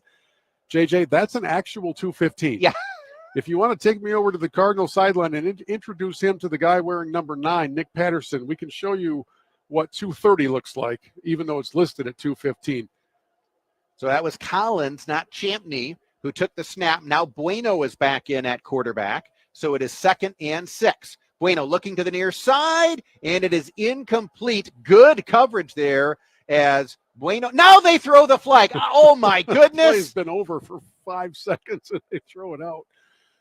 Bueno was pleading his case, but I know, well, I'm watching the replay now. I don't know what Sean Hodges, the SVSU defender, is supposed to do. He did not interfere with the receiver's ability to catch a ball that was uncatchable. There's an official 2 yards from that play who did not throw the flag, looking directly at it. It came in from the back judge, and I don't understand that. It's a free first down. It's 1st and goal from the 2, and Sean Hodges did not earn that pass interference call. See if the Cardinals can come up with a big stand here as they hand it off, and on second effort, he did get in for Michigan Tech. Nick Nora took the inside handoff, and he did break the plane. Touchdown, Michigan Tech. That one comes with a little bit of an asterisk in my book, but it is a score nonetheless. They will still award them 6 points for it, but the Cardinal coaching staff has a right to be fairly upset about what just transpired because they had made the stop. Well, it was going to be 3rd and down. Michigan Tech might still well have earned the touchdown. I'm not going to say that they would not have, but when a defender is just making sure he is between the eligible receiver and the football, and then the pass sails to where it's uncatchable, I don't understand the pass interference. There was no contact. But it is what it is. The extra point is good. So we'll leave that one behind us as we go to break. It is SVSU leading 10-7 over Michigan Tech, 2:37 to play first half. You are listening to Saginaw Valley State University football. Is your tread dead? Keep your vehicle safe this winter with a new set of tires from Auto House in Linwood. Auto House in Linwood has everything from all-season tires, all-terrain tires, mud tires, and snow tires, and the best tire prices around. Financing is available. Call Auto House today at 989-697-4440. That's 989-697-4440. Spending too much money in your next set of tires is your business. Saving you money in your next set of new tires is their business. My name is Angie Guja. I've been an oncology nurse my whole nursing career. I knew that that's where I wanted to be. In 2014, I was diagnosed with breast cancer, so I understand what patients are going through. What I love most about working for Carmanis is serving our rural communities. People might think that the only way to get the best care is to drive far. They're thankful that they can get the same care that they would get in the big cities right here in our backyard. Take a second for connected care. Visit carmanis.org or call 1-800-CARMANIS. Broadcasting from the Stormmaster Exterior Studios, WSGW, Saginaw, Bay City, Midland, WSGW FM, Carlton. JJ Bain, Bill Hobson back, where Avery Kuharski, the Michigan Tech place kicker, just tried to pooch it, and a ball that on a normal day might land in the field of play near the numbers just sailed well out of bounds. So that's a penalty on Michigan Tech. And right now, I think SVSU's debating whether or not they want to take it at the 35-yard line or if they want to make Michigan Tech re-kick, because the ball is simply not going to travel very far going from our right to our left. And if you're going to be kicking in that direction, the answer is squib kicks. You just got to have the ball on the ground bouncing and doing all the crazy things that football does. By the way, the touchdown drive for Michigan Tech lasted 7 minutes and 40 seconds. So here we were talking about time of possession being vastly in favor of Saginaw Valley, and until that possession it was, but all of a sudden, nearly 8-minute drive evens things up in that category. 10 first downs now for the Cardinals, 7 for Michigan Tech. By the way, after the play was over, the kick sailing out of bounds, there were then offsetting unsportsmanlike conduct penalties, which means absolutely nothing except that the Cardinals still have the decision to make to take over the ball, and they are going to do so at the 35-yard line. And then there's a little feistiness that takes place after that kick sails out of bounds, apparently. And SVSU is going to take it at the 35-yard line. Still 2:37 to play in the half. SVSU has it with the wind at their back as the Cardinals fly from left to right here in the second quarter. Again, it is a consistent 20-plus mile-an-hour wind in Houghton today. And SVSU with it at their back here, leading 10-7 as they try to add to that lead before halftime. McKenzie from the shotgun, drops back to pass, throws to the near side, and Zelensky makes the catch. I'll tell you what, that is a strong arm by Mason McKenzie, because, again, from the left hash, he throws it back outside the numbers to the near side for a 12-yard pickup.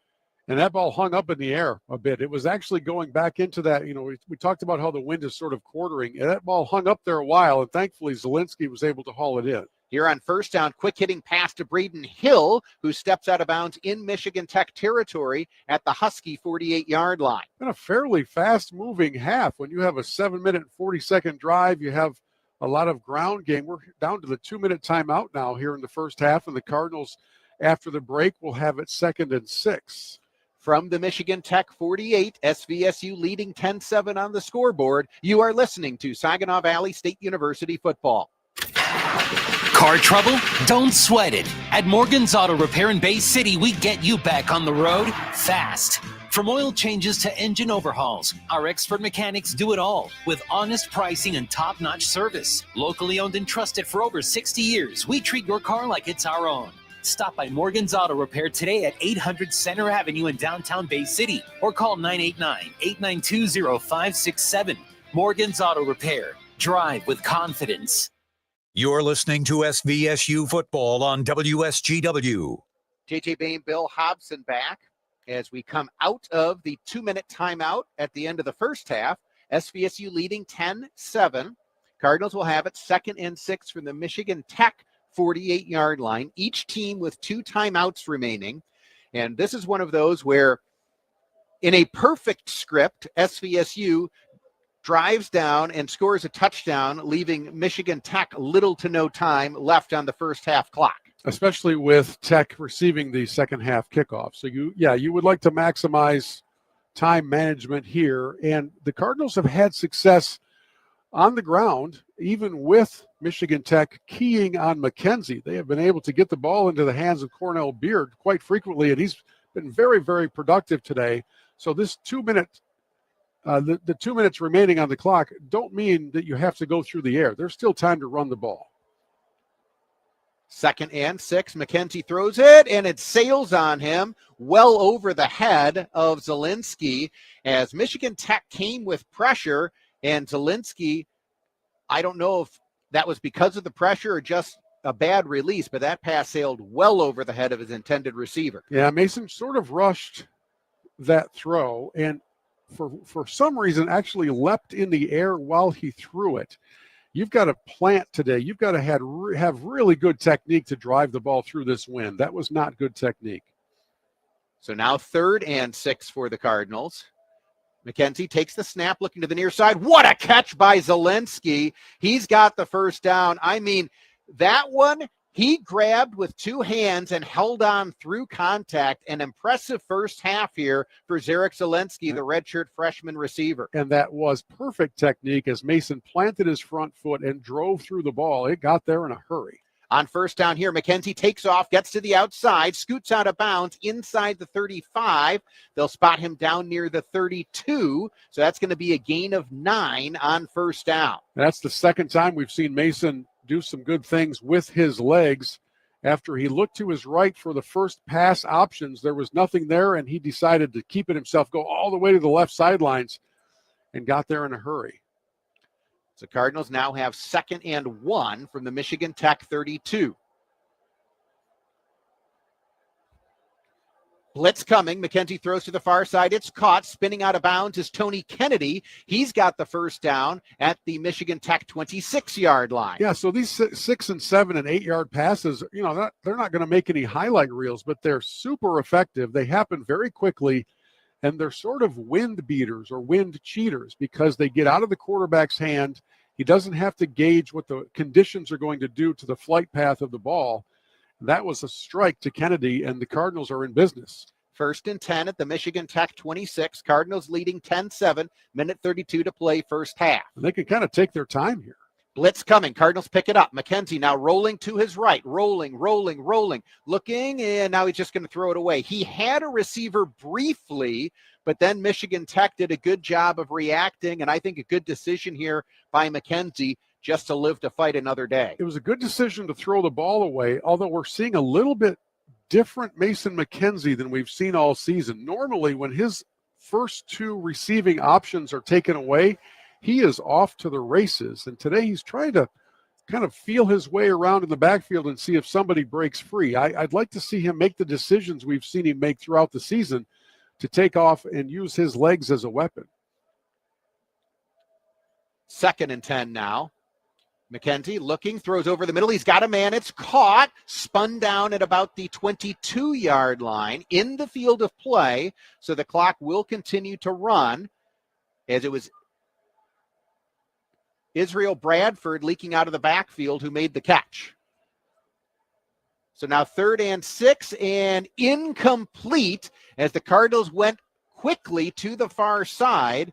And now a decision coming up for the Cardinal coaching staff as McKenzie was looking for Brown. That pass thrown a little bit behind him.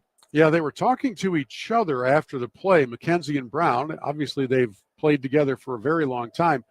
It looked like there was a little confusion as to where that route was going to end up. And 4th and 6, we now have a substitution error, maybe 12 men on the field against Michigan Tech. And it's a replay of the down. Interesting. So that had to happen during the play because the official just signaled 3rd down, not 4th down. That is a huge break for SVSU because it is now going to be 3rd and 1 from the Michigan Tech 21. And now we see the replay. They did have 12 men on the field at the snap. Kind of surprised Tech didn't use one of its timeouts to avoid that penalty, but it's a gift for the Cardinals. Nick Patterson checks in, the short yardage quarterback for SVSU. 3rd and 1 from the Michigan Tech 17-yard line. Exactly 1 minute to play first half. SVSU leading 10-7. Huge penalty. Patterson keeps it himself, stutters, and gets the first down. He is so hard to bring down as he pushes the pile, and Ryan Brady running down the field to get the attention for the timeout as the Cardinals are going to have it 1st and goal from the 10. For those defenders who are making contact with Nick Patterson in the backfield, you can't just try to deliver a blow. You have got to grab him around the legs and then hold on for dear life. He's so strong that the initial contact, because it was made about 2 yards deep, he just shook it off. And as you said, you're really getting a chance to see, again, I'm not challenging anyone for what they put in their game program, but when you list Nick Patterson at 215 pounds, the SVSU backup quarterback, and then Drew Collins, the Michigan Tech backup quarterback at 215 pounds, there is a noticeable difference in the size of those two human beings. Yeah, all I will say is that if you and I were for some reason listed in the game program with our vital stats, I would want the same person who's measuring Nick Patterson to do my weight. I think I would come out on the positive end of that sort of an equation. And I misspoke earlier saying that Patterson got down to the 10. He got down to the 15-yard line. So he did pick up the first down, but the Cardinals are going to have it 1st and 10 from the Michigan Tech 15-yard line, as right now Alex Bueno, who wears number 15 for Michigan Tech, getting some attention from the athletic trainers along the Michigan Tech sideline. We'll watch that if Michigan Tech gets the ball back. Blitz coming. McKenzie throws to the far side. Caught by Kennedy. Struggles forward. Stayed in the field of play. That pass, I think he gets the 9-yard line on forward progress. We'll see what they give him. But that's the second time the quick out has been there for Tony Kennedy. Yeah, they're keeping the clock rolling. So the Cardinals now with 30 seconds to go. McKenzie has time. Looks to the far corner. Incomplete. As that time, Kennedy went to the far pylon instead of to the middle. We've also got a penalty flag at the line of scrimmage. Well, we know it's not holding because that's not being called today. Let's see what it is, because that flag is in an area often associated with holding. Well, and Chuck Davidak, the SVSU offensive lineman, just dropped his head. Well, so guess what? They did call holding, and my guess is based on the body language that he was the guilty party. The Cardinal red zone trips today have each featured a penalty against the Cardinals. That is not a great way to do business, and you certainly would like to get more than 3 points out of this trip, especially since the prior field goal attempt for the Cardinals was blocked. That penalty makes it 2nd and 14 back at the 19. 24 seconds to play in the half. McKenzie drops back to pass. Cardinals pick it up, thrown to the far side. It's caught by Kennedy again. And he gets out of bounds this time down near the 10-yard line. That was a good heads-up play by Tony to dive for the sideline so that the clock will be stopped without having to use that final timeout. So 3 completions to Tony Kennedy on this possession. They're actually going to mark him back at the 11, but that still makes it 3rd and 6 for SVSU with 18 seconds to play in the half. 3 receivers split wide to the right.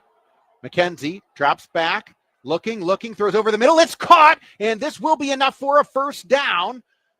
As Austin Bills, I believe, made the catch. Ryan Brady sprinting down the far sideline to get the attention of the officials for the final timeout of the half. Well, now this sets up an interesting play calling question, because with no timeouts left and 10 seconds, you have time for a couple of pass plays if you need it, but you don't have time for more than one running play. But you certainly don't want to kick the field goal now. You've got to take one shot at the end zone. Now, the Cardinals' passing attack so far has largely featured quick hits out towards the sidelines, with you being down here on the 4-yard line. As long as it goes in the end zone, you don't have to worry about throwing that difficult out pattern. And at the same time, You've got a quarterback who is very dangerous when he decides to keep the ball and run, but you only get one crack at it. Yeah. So there's a lot of interesting decision-making to take place here during this huddle on the sidelines for the Cardinals. If Michigan Tech stays in the defensive personnel packages we have seen here in the first half, if it's me, I'm trying to isolate Zarek Zelensky, the big 6'3", 205-pound receiver for SVSU, and trust him to win his one-on-one matchup, because we've already seen him do that a couple of times here in the first half. And quite often when we think about that, we think about the fade pattern. Well, the fade today is a very difficult pattern to throw, so it's going to have to be something with some velocity to it. So I would look for a quick slant or something that happens rapidly. And the Cardinals definitely, they can't be tackled short of the goal line inbounds. That would end the half. So it is going to be 1st and goal from the 2, and now Michigan Tech calls timeout. So that time, SVSU came out, and they only had one wide receiver. They had 3 tight ends. And so that's a spread out look that indicates either a quick slant or quarterback draw, which is the ultimate roll of the dice. Yep. So now Michigan Tech spends its second timeout, so they'll have 2 or 1 more here in the half if they need it. SVSU leading 10-7 on the road at Michigan Tech. Each of these teams tied in a 4-way logjam for second place in the conference. Each of them trying to close the season on a winning note. For SVSU, that would allow them to have yet another winning season and extend that streak. For Michigan Tech, this would allow them to improve to 8-3 if they could win. Yeah, this is a very important play for the outcome of this game. You certainly have to come away with points at some level. And SVSU has come out in a completely different personnel package. They have Zelensky split wide to the left now, Terrence Brown split wide to the right. 1st and goal from the 2. McKenzie drops back, throws to the far side, and it's broken up. They did look for Zelensky, but it was well defended by Dante Bazanis. Well, that throw from Mason went towards the back pylon, but the back shoulder side of that would have been to the front pylon. That was number 4 on number 4, and there was opportunity for that to be thrown to the front of the end zone, and Zelensky probably catches it. That throw was too deep in the end zone, and the defender really didn't have to do much at all except watch the ball sail past. So that one only took 3 seconds off the clock. So Cardinals have it 2nd and goal from the 2. McKenzie drops back to pass again, throws over the middle. It's caught! Terrence Brown! Touchdown, Saginaw Valley! Yeah, that was nice and patient and such a good throw by Mason. He missed the prior play. This one he delivered right to the 0 in the chest of Terrence Brown. It was good coverage, but an even better pass as the Cardinals, you talk about doing it exactly according to script. You want to go down, you want to get points, and you don't want to leave any time at all for Michigan Tech. Well, how about taking it down to 2 seconds left and scoring a touchdown? What a really good way to round out this half for SVSU. Mason McKenzie on the day, 18 of 26 passing. He hasn't thrown 26 attempts in a half ever, but today he has. This one just does get over the crossbar for the extra point, but it does go through. Mason McKenzie, 18 of 26 passing. He's thrown for 2 touchdowns, including that last one. The extra point is good. So SVSU now leading 17-7, 2 seconds to play in the half. You are listening to Saginaw Valley State University football. In Old Town Saginaw, there's a pizza place folks can't stop talking about. Old World Pizzeria. Founded by folks who grew up right here in Saginaw, every pizza made from scratch every day with 3-day fermented dough, unbleached flour, imported ingredients. It's about simplicity, craft, and passion. But best of all, it's for everyone. Neighbors, food lovers, folks who just want something real and good. Old World Pizzeria. Your community, your pizza. This is Eric Shevchenko of Old World Pizzeria in Old Town Saginaw. Come on down and get a slice. The Cardinals of SVSU fly on WSGW. JJ Bain, Bill Hobson back, where SVSU puts together a textbook 2.5-minute offense, we'll call it, because the Cardinals take it down to just 2 seconds remaining in the half. Mason McKenzie finds Terrence Brown for the touchdown, and SVSU now on top 17-7. I think it's humorous that each time there's been a kickoff today, they've attempted to set the ball on a tee. It has not stayed there yet. I don't know if anybody come in to hold it this time or not, but either way, this should probably be a squib kick that is essentially unreturnable. And there goes the ball off. It's 3 yards downfield. We'll save ourselves the hassle next time and just start with a holder. Well, Brandon Lewis is there to now hold it for SVSU, but I'm with you. Yes, give this a squib kick. Don't give Michigan Tech a chance to run an offensive play. Got burned by a ill-timed pooch kick last week against Ferris State. You certainly don't want to have anything like that transpire here. So Lendrick does go with a pooch kick. Well, now it goes with a squib, but it does go through the back of the end zone. With the wind going that direction, you can still have the ball go through the back of the end zone. Lendrick did what he's supposed to do. That ball landed at about the 25-yard line, but it scooted on the ground for another 40 yards until it hit the ambulance in the south end zone. If Alex Bueno has the arm to throw it 75 yards into this wind, then there will be some NFL scouts sprinting to Houghton, Michigan for the chance to capture this young man's attention. Instead, it looks like a kneel-down formation for the Huskies.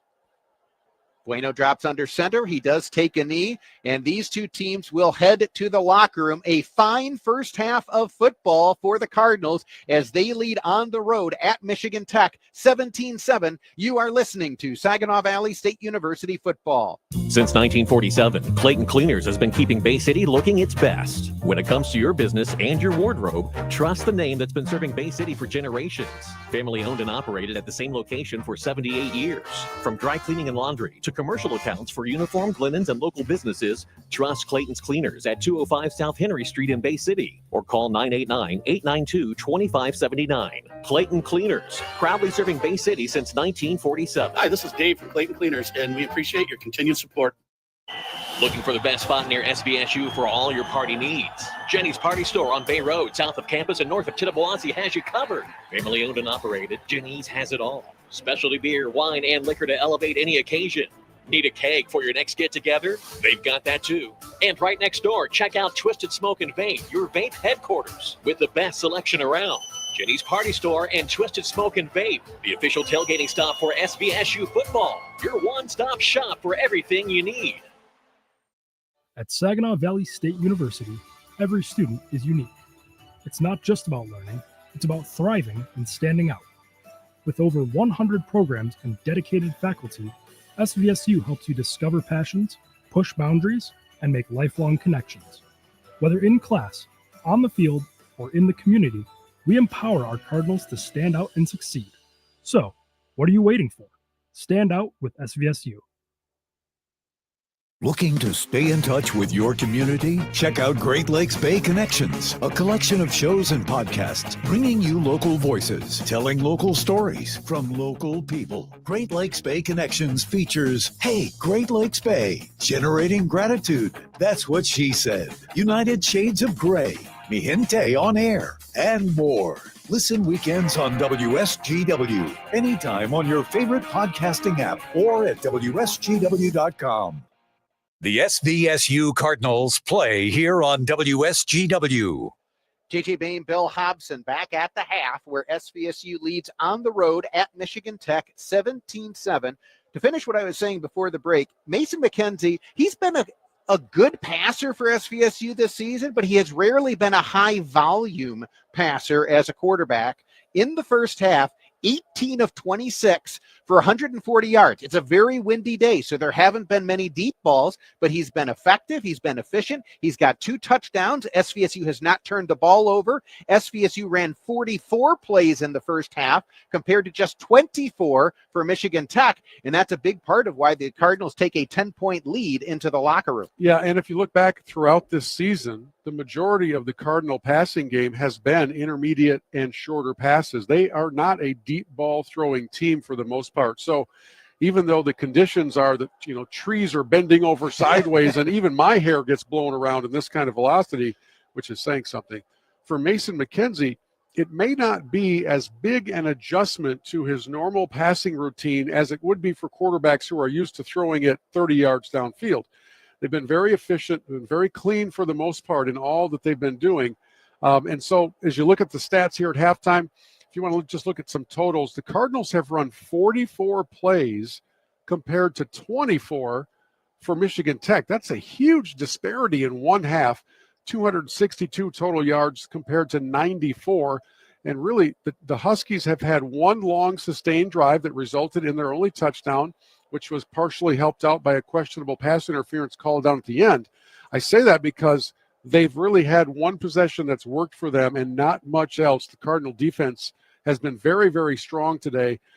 Breaking down those 262 yards, the Cardinals have run for 122 and they've passed for 140 yards, which probably pregame we would have both considered a surprise given the conditions.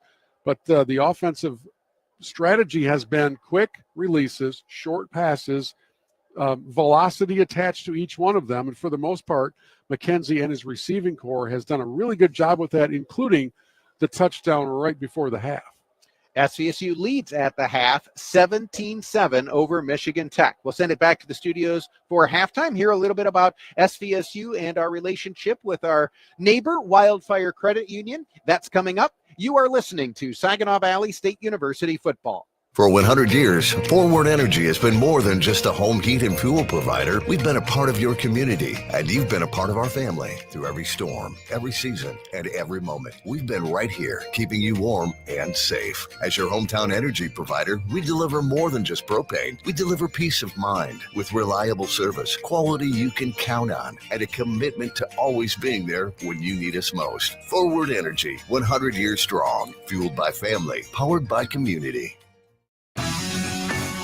Is your tread dead? Keep your vehicle safe this winter with a new set of tires from Auto House in Linwood. Auto House in Linwood has everything from all-season tires, all-terrain tires, mud tires, and snow tires, and the best tire prices around. Financing is available. Call Auto House today at 989-697-4440. That's 989-697-4440. Spending too much money in your next set of tires is your business. Saving you money in your next set of new tires is their business. Hi, I'm Kelsey Crane. With the holidays upon us, now's the time to buy and save. There's a reason why Crane's L&M Appliance Center and Home Furnishings have been serving this area since 1956. It's customer satisfaction.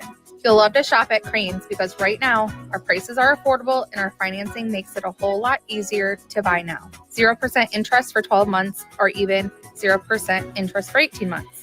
Remember, we work with you to find the right appliance that fits your needs, budget, and lifestyle from name brands like GE, Frigidaire, LG, and Samsung. We also know you can't put a price on comfort, but a great deal helps. We have great deals on mattresses, recliners, living room, bedroom, dining room, and office furnishings, and special 0% financing available as well. See us today. Now's a great time to shop at Crane's L&M Appliance Center and Home Furnishings. In Saginaw, 3260 Bay Road. In Caro, 1556 West Caro Road, M81. The Cardinals of SVSU fly on WSGW. Hello, SVSU fans. My name is Jason Swackhammer. I'm a member of SVSU's University Communications team, and it's my pleasure to host today's halftime feature where weekly we highlight standout news and happenings from around campus.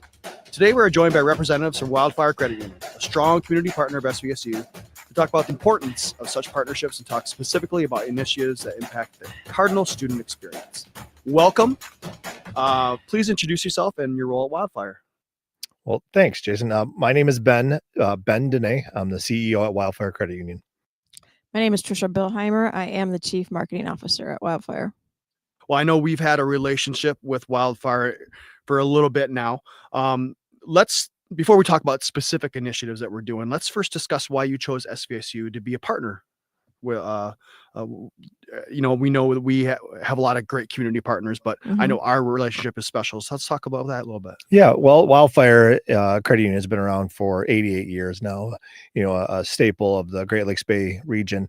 And when we looked around and, our main office is on Bay Road, right on the outskirts of Saginaw Valley. And we've known how important Saginaw Valley has been to the community here since 1963.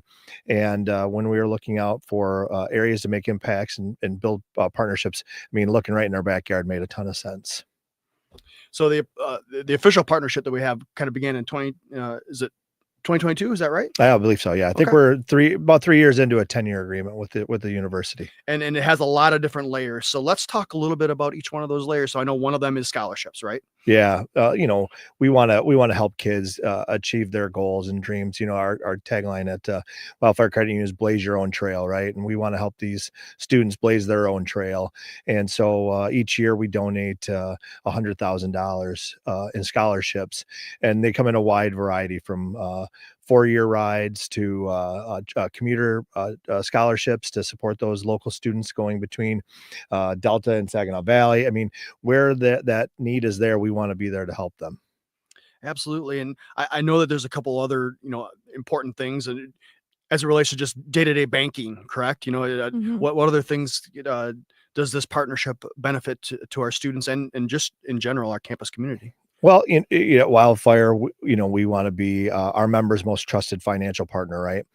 That's same with students, faculty, anybody, alumni, anybody connected to the university. So we have our Cardinal Perks program that, offers a lot of great perks for each of those. And we want to be there with the great checking products we have, our Blaze Checking, be there and support them in their financial journeys. So that's been a big part of it. The kids today, there's a lot of technology, a lot of apps out there. We have a great mobile banking app at Wildfire Credit Union, and we want to be with our members where they need us. And, we're trying to support these kids in their journey. And their financial literacy, just as they're growing, they're going to need loans at some point. And not everything can happen in the app. So we're happy to be right here in the community with them and be there when they need us. You just mentioned financial literacy. What kind of things go into doing the educational programming for that? So we have financial literacy specialists that are on staff. And so anytime we get a request from a professor, we are willing to come into a group setting, a classroom, any type of club, and just help the students at the needs that they have at those points. So even from the most basic thing of how to balance a checking account, how to make sure that their credit is building, make sure that they are doing the right things to build their credit, that they're not falling into any traps, watching out for any type of scams that are out there. There's a lot of things going on, or even just how to take out a loan. We offer student loans, things like that. So anything that we can do to help the students at their point of interest is why we're there. And we're always willing to, come into a group setting for 15, minutes, 30 minutes, whatever they need, and even sit down individually and just help them with wherever they have some questions, and we can, help them, assist them in their journey here while they're on campus. Yeah. What a great resource. Yeah, I have to imagine there's some really great feedback that you get from that too. We do. We do. It's not offered a lot lot right? There's no home ec classes. There's not a lot of opportunities for that type of basic home finance education along the way. So we got some great team members that are trained on it, professionals in it. And again, anybody that's listening and wants to have some of that education, just let us know. So one of the important parts to the SVSU student experience is our student organizations. And I know part of this program and part of our partnership is mini grant program. Can you talk a little bit about that? So we offer $500 mini grants to any organization on campus that is looking for any type of funding to help their group get started, to continue on. And so basically all they have to do is fill out a form on our website. We look and see what they're going to use the funds for. We have an allotted amount that we give out each semester. A lot of the groups now know when to apply. They know when it opens up. We've helped from a wide range of groups, equestrian groups, new clubs, and it's really neat to be able to get them started with that $500. And they're very appreciative that we even funded a craft group that wanted to get together just to have some type of bonding and get to know other students on campus. And so it's not exactly financial literacy for them, but it's a way for them to enjoy campus, enjoy what they're doing here, and for us to help them and know that we're a partner in whatever they're interested in doing. That's really great. And as someone who is an advisor to a student organization, it's amazing how much students can do with $500. Exactly. Yeah. Very resourceful. That's right. Exactly. Yeah. So I really thank you for that, on behalf of those RSOs, because that truly is sometimes make or break for those Absolutely. organizations. They can do a lot of great stuff with that. Those are one of the special things about a college campus, especially Saginaw Valley, when you have all these different interest groups that are out there that kids can, might not be uneasy and find some connections and, follow their passions. Those are pretty cool organizations we love to support. And the last thing I want to talk about today is obviously we're here talking at the halftime of our football game and your ongoing support of SVSU athletics. Let's talk a little bit about that. Yeah, no, we're a proud sponsor of the Cardinals, and we want to be there for their student athletes. Really, look to make connections with them, help them in their times of need, or in their educational path and trail. Support their success, cheer them on, from golf to volleyball to football to basketball. We want to be there supporting all of the Saginaw Valley programs out there. We're really excited about our partnerships and all the things that we're building on right now. There's a lot of great momentum coming. I know we're starting to make that flip into winter sports season already. I know a lot of us aren't mentally there yet, but we're, the basketball is going to be dribbling soon, and our swimming and diving is already going. So we're excited to move into that. Yeah, and you've had some great success with some of those programs too. And I'm really excited about Chris Fowler coming on. I got a chance to spend some time with him. What a terrific gentleman there, and I think he's going to do great things with the men's basketball program. We're very excited about it. So on behalf of the Cardinal community, I just want to thank both of you and the Wildfire Credit Union for your ongoing commitment to SVSU. And thanks for joining me today. Yeah, thanks for having us. Go Cardinals. Yep. Make sure to stay right here for the second half of Cardinal football. Want to thank you for your ongoing support of Cardinal football throughout the entire season and for tuning in each week to hear about the many fantastic events, programs, and initiatives that make SVSU stand out. Go Cards. At Bank of America, we're proud that more than 20,000 veterans and people with military backgrounds have joined our ranks since 2015. Now we're committed to adding 10,000 more over the next 5 years. By helping veterans achieve their career goals, we're moving from appreciation to action. And together, helping expand economic opportunity across America. Visit bankofamerica.com/great place to work. What would you like the power to do? Bank of America, proud to be an equal opportunity employer. Guys, love buying your favorite shirts on sale? You're in luck. Untuckit's wrinkle-free styles are on sale now for just $59. These are the shirts that made Untuckit famous, made with 100% premium cotton and a wrinkle-free finish. These best-selling shirts and polos come out of the dryer crease-free and ready to wear. They're perfect for the office, the weekend, and beyond. Stock up now with wrinkle-free shirts from just $59 only at Untuckit.com and 80 stores. Untuckit, shirts designed to be worn untucked.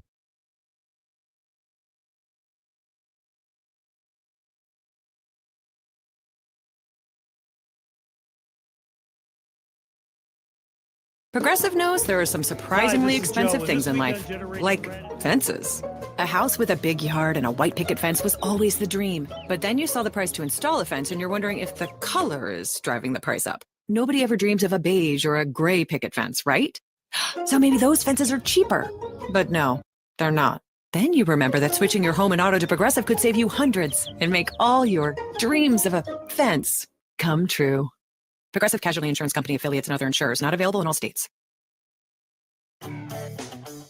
This is Christiana Malicata, and this week on That's What She Said, we're spilling the tea with a woman who is making space for herself and others to succeed. Mackenzie Rittenberg talks about women's health, civic engagement, and how to pour into yourself. Tune in. That's What She Said with Christiana Malicata. Saturday mornings at 8 and Sunday evenings at 6 on WSGW and online at WSGW.com. This is Saginaw Valley State University football on WSGW. JT Payne, Bill Hobson back where at the half it is Saginaw Valley leading Michigan Tech by a score of 17-7. The SVSU Cardinals making their final trip of the season, trying to finish 6-5 on the year and also finish in second place in the GLIAC. Each of these teams coming into with 4-2 conference records. Other GLIAC games underway today. At the half, Ferris State on the road tied with Davenport 23-23. Ferris State trying to finish the regular season undefeated and remain number one in the nation heading into the NCAA Division II playoffs that will begin next week. Grand Valley at home leading Roosevelt 21-0. And Northern Michigan at home leading Wayne State 14-0. Those are the other GLIAC games in progress for SVSU athletics. It's been a very busy and very good week overall for the Cardinals. Last night, the men's basketball team was able to open their season with a win at home, 79-77 over Hillsdale. That's the first win for new coach Chris Fowler. The women's team had the early game last night. They lost to Northwood 69-64. They are going to be hosting Findlay for a 2 p.m. tip-off at the Ryder Center today. Men's soccer for SVSU defeated Davenport yesterday 3-1. And so SVSU will now host the GLIAC Tournament Championship tomorrow at 1 o'clock as the men's soccer team takes on Northern Michigan. Women's soccer for SVSU also with a win yesterday. They defeated UW Parkside 1-0, so they advanced to the GLIAC Championship game. They also will play at 1 p.m. tomorrow at Grand Valley, who is the number 1 seed. And then men's cross country ran very well last week at the NCAA regional race. They have now risen to number 7 in the nation, and they will run in the NCAA Division II National Championships next Saturday in Kenosha, Wisconsin. That's an impressive week. I mean, have you attended every one of these things? Because if so, you've done nothing else. I was going to say, I have not. I cannot say that. I will say, I give a lot of credit to SVSU President George Grant Jr. because he has made a concerted effort to do all of that, because not only did we have those athletic events that I mentioned this week, we had a wonderful Veterans Day. We call it a breakfast, and it's got a program as well. But we had a wonderful Veterans Day event on Tuesday. We had our Alumni Award celebration on Thursday evening. So it's been a very packed week, a very good week at SVSU. But as you said, a lot going on, and I think a lot of people are realizing we've got one more full week to go before then, only a couple of days and a short week before Thanksgiving break. Time flies when you're having fun, and time has flown throughout this football season. It's really quite remarkable when you consider what this Cardinal football campaign has been like. We're talking about the ups and downs of the highest of highs, right? Yeah. So the victory at Grand Valley, to beat Grand Valley on the road and kind of break that long-standing streak with the top of the conference and being able to make a huge defensive stop when it mattered the most. So there's the highest of the highs. And then last week, of course, being the opposite of that, the lowest of the lows, in double overtime against Ferris State. What a campaign it's been. And I'm looking forward to seeing how the Cardinals close out this second half against Michigan Tech. Let me give you some scores from the Division I world. Michigan and Northwestern are almost at the half. There's under a minute left. Michigan has the ball and a 1-point lead, 7-6. That game taking place at Wrigley Field. Indiana's playing Wisconsin today. They are in the third quarter, and that's just a 3-point game. Indiana currently up 10-7. Texas A&M, ranked number 3 in the country, currently trails South Carolina 27-3. That would catch the attention of some people around the country. Notre Dame leads Pitt 21-3, just about halftime there.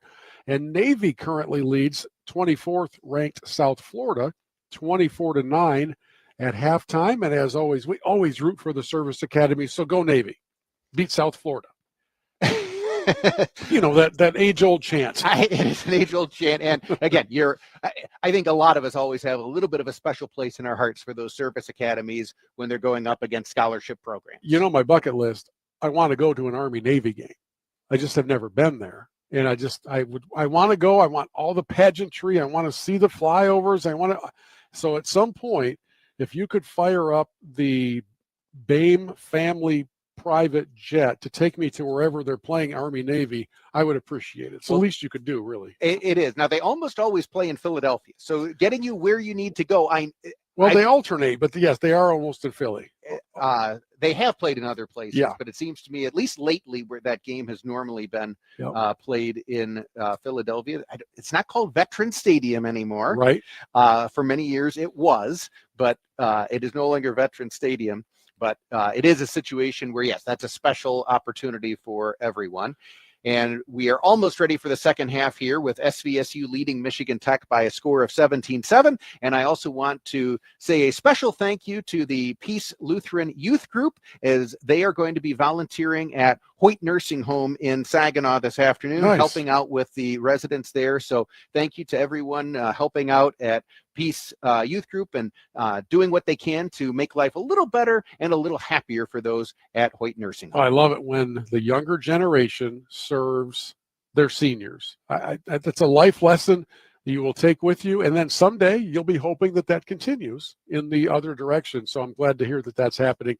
And by the way, with all of the extensions through COVID and the transfer portals and all of the vagaries of college athletics life these days, it's hard to always know who your seniors are, like for the last time, right? So before this game, Michigan Tech had its senior day, and there are probably other players on the roster who are listed as seniors, but they have 1 or maybe 2 years of eligibility left. So you never really know who is playing potentially their last ever college football game. But on both sidelines of this game, there are players who are suiting it up for the final time. That's a pretty big deal. If I could figure out what the list of those players look like, I would read them off by name. But just know, for those of you who are listening to Cardinal football on WSGW and you didn't make the drive up to Houghton, a tip of the cap and a huge salute goes out to those, especially those parents who can remember transporting their young boy to practice at the Pop Warner level, at the 7th and 8th grade level, all through high school, and then they've attended or they've supported fully what's happening here at the university level. We understand that for a good number of you, today marks the end of a chapter that will never be repeated with your young son, grandson, nephew, whatever it is. So kudos to all of you who have invested in being a part of that journey. And it's hard to see it come to an end. There are always tears associated with it. You definitely want your last game to be a W. You don't want to have to sit on that for the rest of your life. The Ferris game will be hard enough to think about 10 years from now. So here's hoping the Cardinals can close this one out. And to your point, Bill, I was talking with my son Christian about it just last night. I was on recently with Charlie Rood for a full hour on WSGW. What many of us have known college sports to be for our entire lives has really changed substantially in the last few years, and it's changed radically in the last few years. And yes, so for the young men who are out here today, and it is truly their senior day, we wish them the best. We thank them for everything they have given to their community, to their university, to their sport, to their teammates. And for those whose football careers are coming to a close today, we wish them well in whatever comes next. And we also still have 30 minutes of football to play here as SVSU will be kicking off to start the second half. Cardinals fly from left to right, so they have the breeze at their back here in the third quarter. Tegan Lendering has it teed up at the 35-yard line. This one he will kick deep, and I do mean deep, as it goes through the back of the end zone. And so Michigan Tech will once again bring it out to the 25-yard line, and we will watch to see whether it is indeed Alex Bueno who still does come out for Michigan Tech, because we saw that he was getting his ankle looked at right before the close of the half. Now, he came out to take a knee, and he will go out to lead his team. He's been their starter all season. He is a 6', 180-pound redshirt sophomore out of Rochester.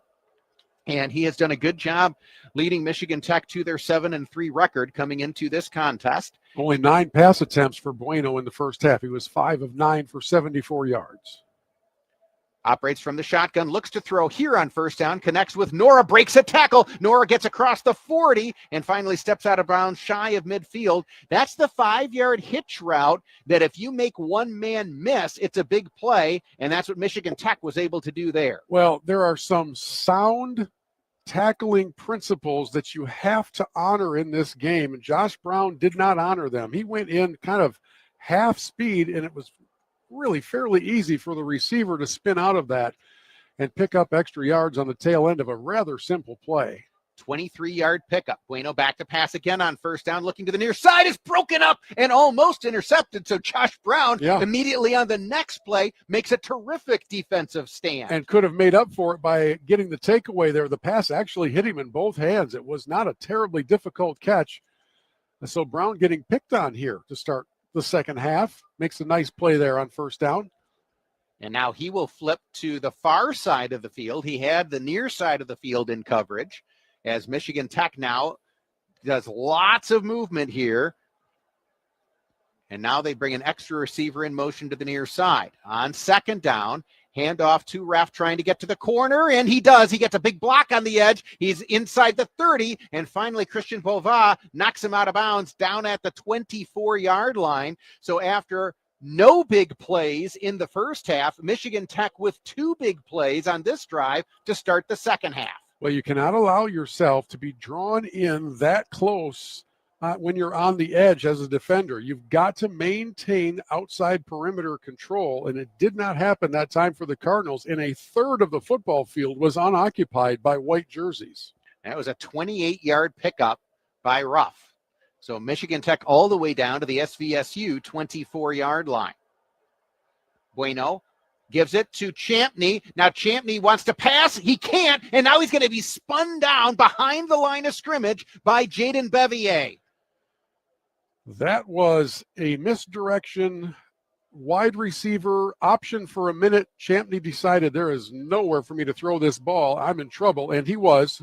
Really good recognition by the Cardinals, and Bevier wrapped him up for a short loss. I was going to say, they officially list this one at 2nd and 10, but it's 2nd and a long 10 for Michigan Tech as they move from right to left. SVSU leading 17-7, first possession of the third quarter. Bueno here, hands off to Ruff, trying to find a running lane. He does, breaks a tackle. Ruff still on his feet, breaks another tackle all the way down to the 3-yard line. Again, all of a sudden, technique has gone out the door on this defensive stand by the Cardinals. This time, Brandon Lewis came in and sort of tried to two-hand touch that tackle. He didn't really get after it, and it ends up with a 1st and goal inside the 5-yard line. The Cardinal defense better wake up. They came out of the second half not hitting, or came out of the locker room, I should say, not hitting. Michigan Tech made an offensive substitution, so now SVSU doing the same defensively. Michigan Tech has it 1st and goal from the 3. And it's a change at quarterback. It's a running quarterback, and going into the end zone, Elliott Larner. And just like that, Michigan Tech comes out of the locker room and puts together an impressive opening drive to pull back within 1 score. That was impressive. It was lightning fast, and it should not have been that easy. It really looked fairly effortless as that possession starts off with at the 25-yard line, and 2 minutes and 44 seconds later, it's about to be a 3-point game if this extra point is good. Low snap. They do get it down, and the extra point is good. So it is 17-14 SVSU on top. 12:16 to play third quarter. You are listening to Saginaw Valley State University football. Looking for signs and graphics of all sizes? SignTech is celebrating its 35th anniversary serving the Tri-Cities. Conveniently located on Boardwalk Drive off Bay Road in Saginaw, SignTech is your go-to for custom signs for your home or business, offering indoor and outdoor signs, vehicle wraps, sign rentals, laser engraving, and even promotional products. Trust the experts at SignTech to make your message stand out. Visit signtech1.com or call 989-791-2480. That's 989-791-2480. SignTech for all your signage needs. SignTech. Want to stand out? At Saginaw Valley State University, we break the mold. With hands-on experiences, cutting-edge technology, and professors who challenge you, SVSU is where you can thrive. Discover a campus alive with energy, where Cardinals can support each other. This is your chance to make bold moves, explore new ideas, and stand out. The future is yours. Stand out and succeed at SVSU. This is Saginaw Valley State University football on WSGW. JJ Bain, Bill Hobson back at the final game of the season for SVSU. Cardinals led at the half 17-7, but then Michigan Tech puts together an impressive opening drive, takes just 2:44 off the clock. They get the touchdown. And now they've pulled back within 3 at 17-14 SVSU on top. SVSU will have the wind at their back as the Cardinals fly from left to right here in the third quarter. Kuharski goes with a high kick, and it does go out of bounds on the far side as that time Jaquan Howard for SVSU was having a hard time coming up to field it in the air. It bounced on the turf and it immediately went exactly the way that the wind is blowing, to the far side and back toward the direction from whence it was kicked. And for those of you who are just checking in with us to start this second half, it is an extremely blustery day in Houghton, Michigan. There's no snow on the ground, but there is 22+ mile-per-hour winds gusting up over 40. So it's been a little bit of an adventure with the kicking game today, although both offenses seem to have adjusted quite well to it. On first down, handoff to Cornell Beard, breaks one tackle, hit from behind, and then brought down at the 29-yard line for a gain of 4. In the first half, Cornell Beard had 6 carries for 64 yards, including a nice 32-yard scamper to open the game. And that Michigan Tech drive took place largely on the ground as the Cardinals' tackling got a little bit loose, and the Huskies decided, why risk anything in the air? They just decided to run the ball and did so quite effectively. So we're back to a 3-point game. 2nd and 6. McKenzie back to pass. Has time. He's rolling, and now he just throws it away. He had Beard as his running back open early, and now a late penalty flag comes in. This is going to be for roughing the quarterback. McKenzie didn't hit his check down immediately, and then as he's rolling out, he just threw it out of bounds, and then you see number 0, Pierce Miller for Michigan Tech, make a very poor decision and hit McKenzie after he threw the ball away. There was also some unusual conglomeration of Cardinal receivers all in the same spot, like within 2 yards of each other. So that takes away a lot of options for Mason McKenzie, and clearly somebody ran the wrong route. He ends up having to dump it off into the sidelines just to avoid disaster. And as you mentioned, Pierce Miller took a good 3-step running start at Mason in front of the Cardinal bench. So SVSU picks up 15 yards via penalty. McKenzie throws it to the near side, caught by Braden Hill. He does break one tackle and picks up a few yards. If one block is made on that play, it's a very big gain. Instead, Hill did a good job to break the first tackle and still pick up about 5 yards. Yeah, along with Zielinski struggling to make that block, the pass really threw Hill right into the defender, Jeffrey Price. It was over his head and into where the pressure was coming. So 4-yard pickup on that particular effort was about as good as the Cardinals could have hoped for. There were a lot of things not firing on the right cylinders with that play. Cardinals have it 2nd and 6 from the Michigan Tech 43.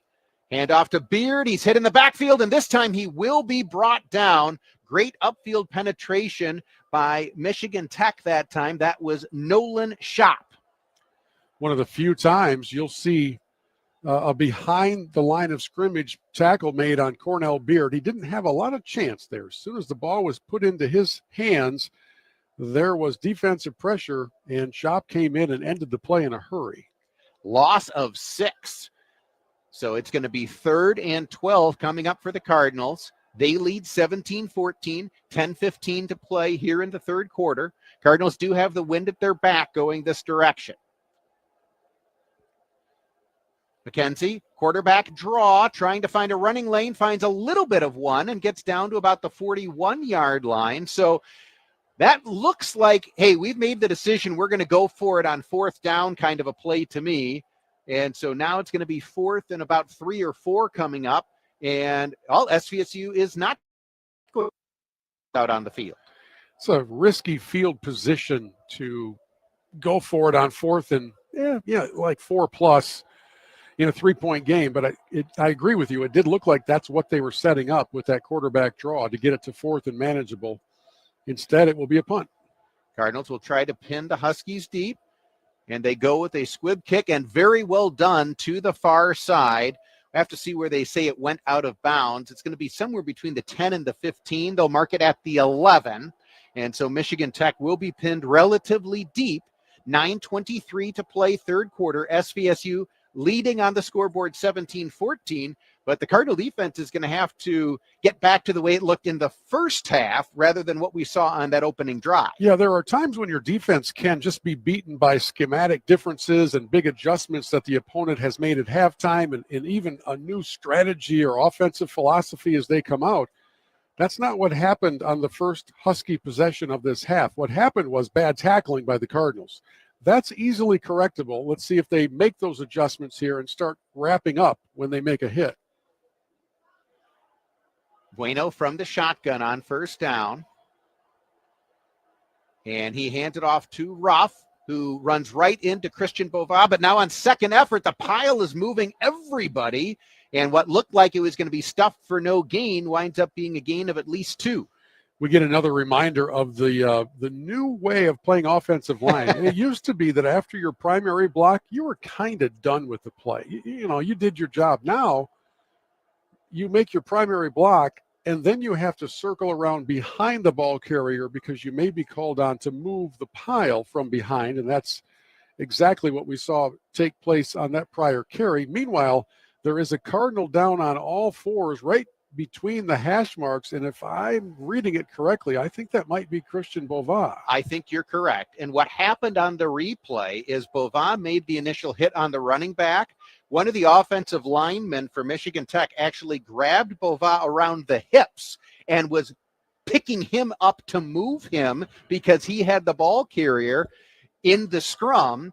And I imagine that when Bova lost his footing like that is what allowed him to come up and get injured. He is now walking under his own power to the far side. Remember, Cardinals are already down James McDonald at linebacker. He started the year at inside linebacker, and Bova started at strong side linebacker. Then after the bye week, they made that switch. But with Bova out and McDonald out, the Cardinals will definitely be shorthanded at the linebacker spot. So right now, Curtis Andrews, who has not gotten many reps this year, checks in at middle linebacker for the Cardinals on 2nd and 7.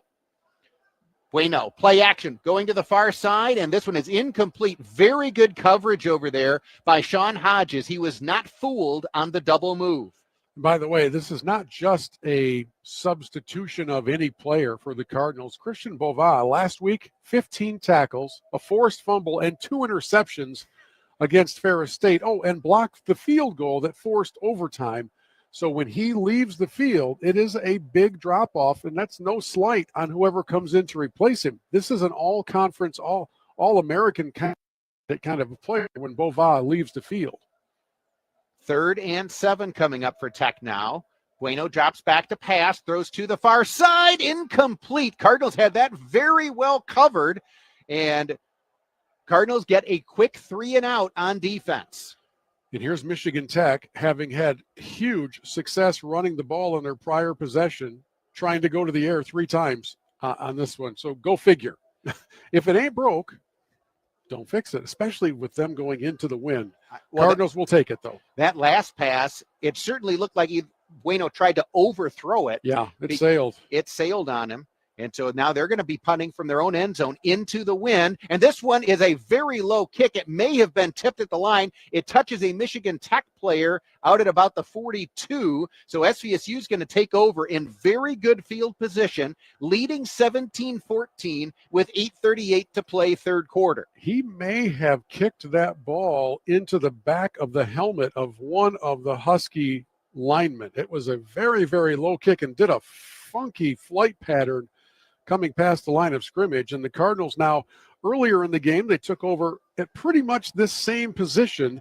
And you've got to capitalize on this opportunity for sure. Cardinals blocked a punt that allowed him to take over at the 41 in the first half. This time they take over at the 42, leading 17-14. McKenzie from the shotgun, drops back to pass. Blitz coming. McKenzie sees it, throws it, and it's dropped. Terrence Brown was wide open at the 35-yard line. He went to the area that the blitzer left. McKenzie found him, and Terrence Brown has had a great season, but that's one he's going to regret. That one was well delivered by Mason, who was really sharp in his blitz recognition. He knew where his hot route was, and that was in Brown. And sometimes you execute on half of the play, but not the other half. The pass was good. The catch, not so much. That makes it 2nd and 10. McKenzie here Quarterback run to the far side, and now he's just got to go down. He's going to take a knee almost and lose yardage. It was a designed quarterback run to the left, but Michigan Tech was all over it, and McKenzie recognized, I've got more black shirts over there than I have blockers, and so he elected just to go down and lose yardage. There has been a rather tentative nature to Mason's decisions to run the ball today, and normally we'll see him discover that his intended path is cut off and reverse it. This time he just kind of went down to the turf, and I'm not sure if he's feeling 100% or if there was just nowhere for him to go. But we've seen a little bit slower decision making than I'm accustomed to seeing from Mason this season. Now 3rd and 15. And SVSU calls timeout. Cardinals had 4 receivers split all wide to the right, and the play clock was ticking down near 0. And McKenzie was still looking over to that far side. He might have been able to get the snap off, but Coach Brady decided to call timeout because this is another situation where, all right, at this spot on the field, if you get a chunk of it, you at least give yourself the opportunity to go for it on 4th down. You're in Michigan Tech territory. It's 3rd and 15 from the Michigan Tech 47. If you pick up 10-plus yards here, you definitely at least give yourself the opportunity to go for it. And make no mistake, Michigan Tech is 7-3. This is a good football team. Had the Cardinals prevailed last week over Ferris State, they still would have had to come up here and win this game to win the GLIAC. And this has never been a game you take for granted. Tech has a very strong defense on the field, and we're seeing that play out with the 17-14 score. So 3rd and 15 for the Cardinals coming out of the timeout. McKenzie back to pass. He's looking to the near side, and almost a one-handed catch made by Zarek Zelensky as McKenzie saw his receiver open. Again, he is throwing to the near side of the field, which means it's going into the wind, and he really put a lot on it, but Zelensky could not bring it in. So close. So very close. So the Cardinals get a stop on defense and are unable to do anything with it. Actually went backwards 5 yards and will now punt the ball back with an opportunity to pin the Huskies inside their own 10. Cardinals did that well on the last punt. This is another low knuckler. It's taking a great SVSU roll. It's going to go out of bounds at the 9-yard line. So Tyler McCoon, the left-footed punter, once again does a good job pinning the Huskies deep in their own end. So Michigan Tech with a good opening drive to start the second half, got a touchdown. SVSU was able to get some first downs on their first possession, did not score, and now they're pinning the Huskies deep and trying to make them go the distance, going into the wind as the Huskies are here in the third quarter. 16 first downs for the Cardinals, 11 for the Huskies, 122 on the ground for SVSU, 109 for Michigan Tech, and through the air, 144-74 in favor of Saginaw Valley. And it is once again Andrews in at middle linebacker for Boiva, and here you see the running back ref. He's just doing a good job running hard, driving through would-be tacklers, spinning it out, and he's going to have a first down. And again, this is absolutely no slight on Curtis Andrews, but when you look up and you see Boiva not in the game, it kind of gives you a little, sigh of relief that the middle of the field might be usable to a degree, maybe a degree more than it was when number 40 was patrolling at middle linebacker. So the Cardinals are really going to need some step-up play here from Curtis. 11 yards on the previous carry, and here Bueno will keep it himself. He got to the line of scrimmage, maybe picked up a yard.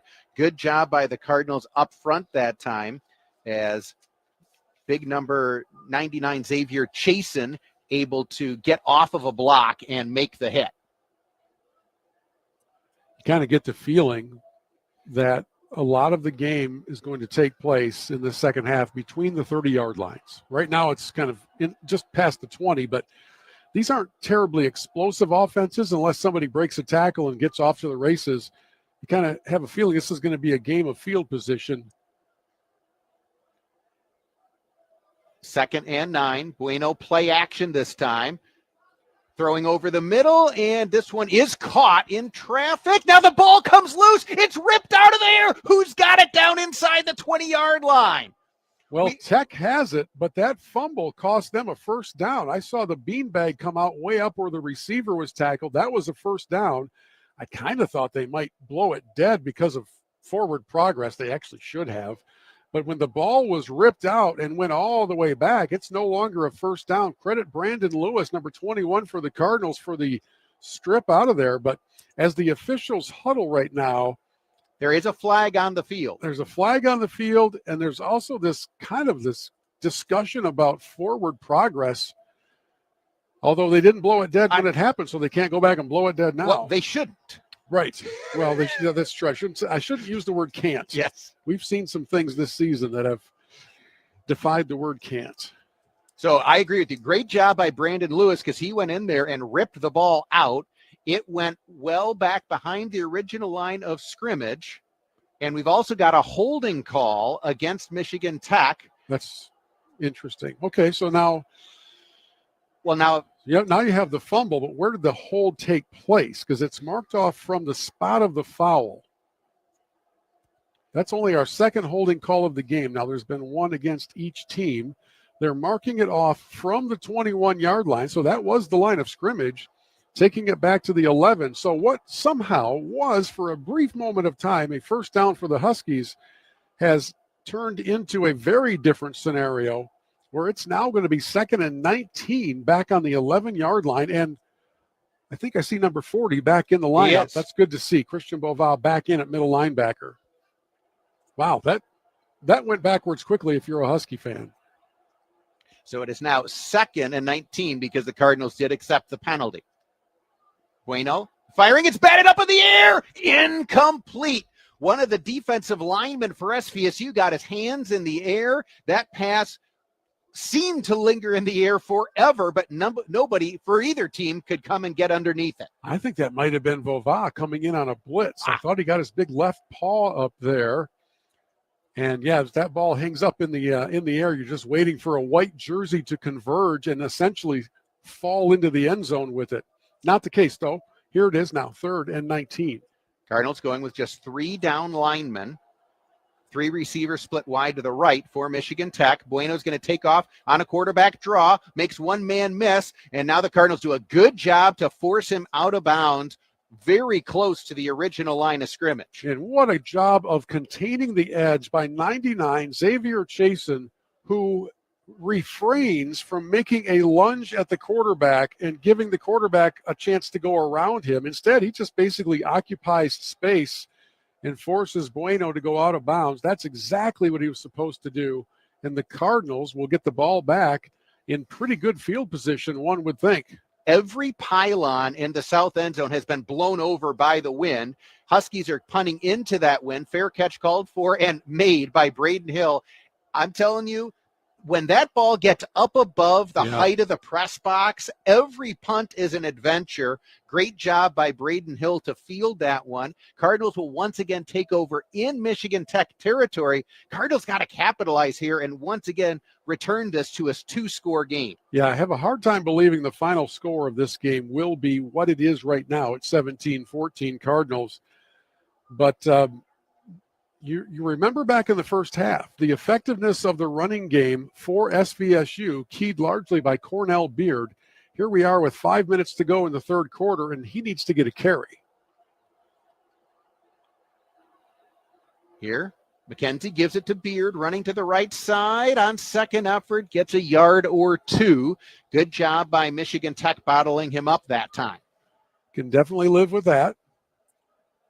Get a couple yards, positive yards. He's got 9 carries for 69 yards on the game, 63 net yards on the game, including a 32-yarder early in the first quarter. I think they'll stick with giving him some more chances throughout the course of this second half, although Beard checks out of the game now on 2nd and 8. And Terrence Brown checks in at the running back position, although he will now leave the backfield in motion. McKenzie dropping back to pass. He's under pressure. Now he wants to take off and run, and he's got some room. Here goes McKenzie. He's across the 40, and he'll go out of bounds at the Michigan Tech 37-yard line. That will be enough for a first down. And that's the Mason McKenzie that we have come to know and appreciate this season. When his first options were taken away, he just turned down the running shoes and made a beeline for the Tech sidelines, but not until getting past the first down marker. That's the weapon the defenses all year have had such a hard time accounting for, and we haven't seen it unleashed very much here today. So the Cardinals have it 1st and 10 at the Michigan Tech 37. SVSU leading on the scoreboard 17-14. McKenzie hands off here. I think that was Bradford who had checked in at running back, and he spins his way down to the 35, gain of 2. Cardinals employing a fair amount of motion before the snap as well, trying to discern a couple things, and one of them is the defense in a zone or a man, and to see who's going to go with whom. Here, quick pass to Braden Hill on the far side. He breaks one tackle and then struggles his way down to the 32-yard line. That'll be a gain of 3. Well, Hill did a really good job of making something out of nothing. Tyler McCoon, the tight end, is supposed to seal that side off with a block. Wasn't able to really secure that block, and a good job by Hill of just getting out and picking up a couple extra yards. So now the Cardinals have 3rd and 5, and Nick Patterson has checked in at running back, or at quarterback, I should say. We don't usually see this out in the middle part of the field. So 3rd and 5. Patterson keeps it himself, running to the left side. He's got some room, then he's brought down from behind before he can get to it. So that's going to be a gain of only 2 or 3 on 3rd and 5. And Jeffrey Price, the linebacker, came in from behind and grabbed Nick around the ankles. That's a good way to bring down a big guy like that. And I don't think Patterson ever saw it coming. No, he was trying to get more. There was some running room opening up, but as you said, he didn't see the linebacker coming from the backside who made the tackle, and the Cardinals are going to go for it on 4th and 3 from the Michigan Tech 30-yard line. Mason McKenzie returns at quarterback. Blitz coming. McKenzie sees it, throws it, incomplete as he threw it to the outside. Terrence Brown ran his route to the inside, and the Cardinals do not convert. I don't think Terrence ever looked for a pass coming his way. What he did, it was well behind him as he was running a little post slant, and Mason threw it to the hash mark. So again, Michigan Tech came on a blitz, and that's one of those, I don't know if that's an option route for the receiver, right? But from where Terrence Brown was lined up just inside the hash, McKenzie threw it as though Brown was going to turn to the outside. Or sit down right there when he got the first down yardage. Either way, it sails behind him and incomplete, so the Cardinals unable to capitalize on really good field position for the second consecutive drive. SVSU still leading 17-14. Michigan Tech takes over at their own 30-yard line. Bueno, play action, throws to the far side, and it is caught right at the 35-yard line for a gain of 5 by Ethan Champney. We've seen Tech in this half score largely because of their ground game. Here they come out on 1st and 10 with a quick strike to the sidelines as this third quarter winds down inside of 90 seconds. 17-14, Cardinals lead it if you're just joining us in a very tight game here in Houghton, Michigan. That was just the 7th completion of the game for Alex Bueno, the Michigan Tech quarterback. And now he's got to take a timeout as they were making a lot of late substitutions offensively were the Huskies, and Bueno did not like what he saw in terms of how they were getting organized. So he'll take a timeout, stops the clock with 1 minute and 11 seconds to play here in the third quarter on a relatively warm November Saturday by UP standards. If you're listening to us in your hunting blind this afternoon, we appreciate you tuning in, as we know many people are enjoying the opening day of firearm deer season. It's been a good contest throughout. Right now it's SVSU leading 17-14. I'll catch you up on some scores from Division I. Michigan leads Northwestern 7-6 in a Well, they're playing at Wrigley Field, so maybe they're going for a baseball score today. Indiana was only 3 points up over Wisconsin at halftime. Now at the end of the third, it is Hoosiers 24-7 over Wisconsin. South Carolina is thumping third-ranked Texas A&M 30-10 in the third quarter. I don't think anybody saw that coming. Navy leads 24th-ranked South Florida 24-16 in the third. So after the timeout, Michigan Tech has it 2nd and 5 from their own 35. Bueno drops back to pass again, and now he dumps it off. Incomplete. It was short of his running back, Hindenach, and now a very late penalty flag comes in. Okay, they're going to call roughing the passer on the end of that play because Bueno, after having delivered the ball, backed up and tripped over a Cardinal defender who had fallen at his feet without hitting him. We just saw the replay. That is a horrendous roughing the passer call. The quarterback in football is allowed to touch the turf without it being a crime. And that time he literally tripped over a Cardinal defender. It's Ty Robertson who he was blocked into Bueno, and so it is still going to be called as the penalty. Here it's the handoff to Ruff. He runs to the right side, picks up 2 yards. And so the SVSU defense is going to have to shake that one off and prevent any further damage by this Michigan Tech offense. Yeah, when that flag came out, Ryan Brady just doubled over. I saw his head go down to his knees as if another punch to the gut, because that was a drive-sustaining penalty after the Cardinals played very good defense. Inside 1 minute to play, third quarter. SVSU leading 17-14. Michigan Tech has it 2nd and 8 now in SVSU territory at the Cardinals 48. Bueno from the pistol here, and he will go play action. He's got pressure. Now he's got to throw it to the near side. It is caught. Good tackle made immediately by DJ Volt. Where are they going to mark forward progress on this one? Looks like it'll be short of the first down, and it looks like it will also be the final play of the third quarter.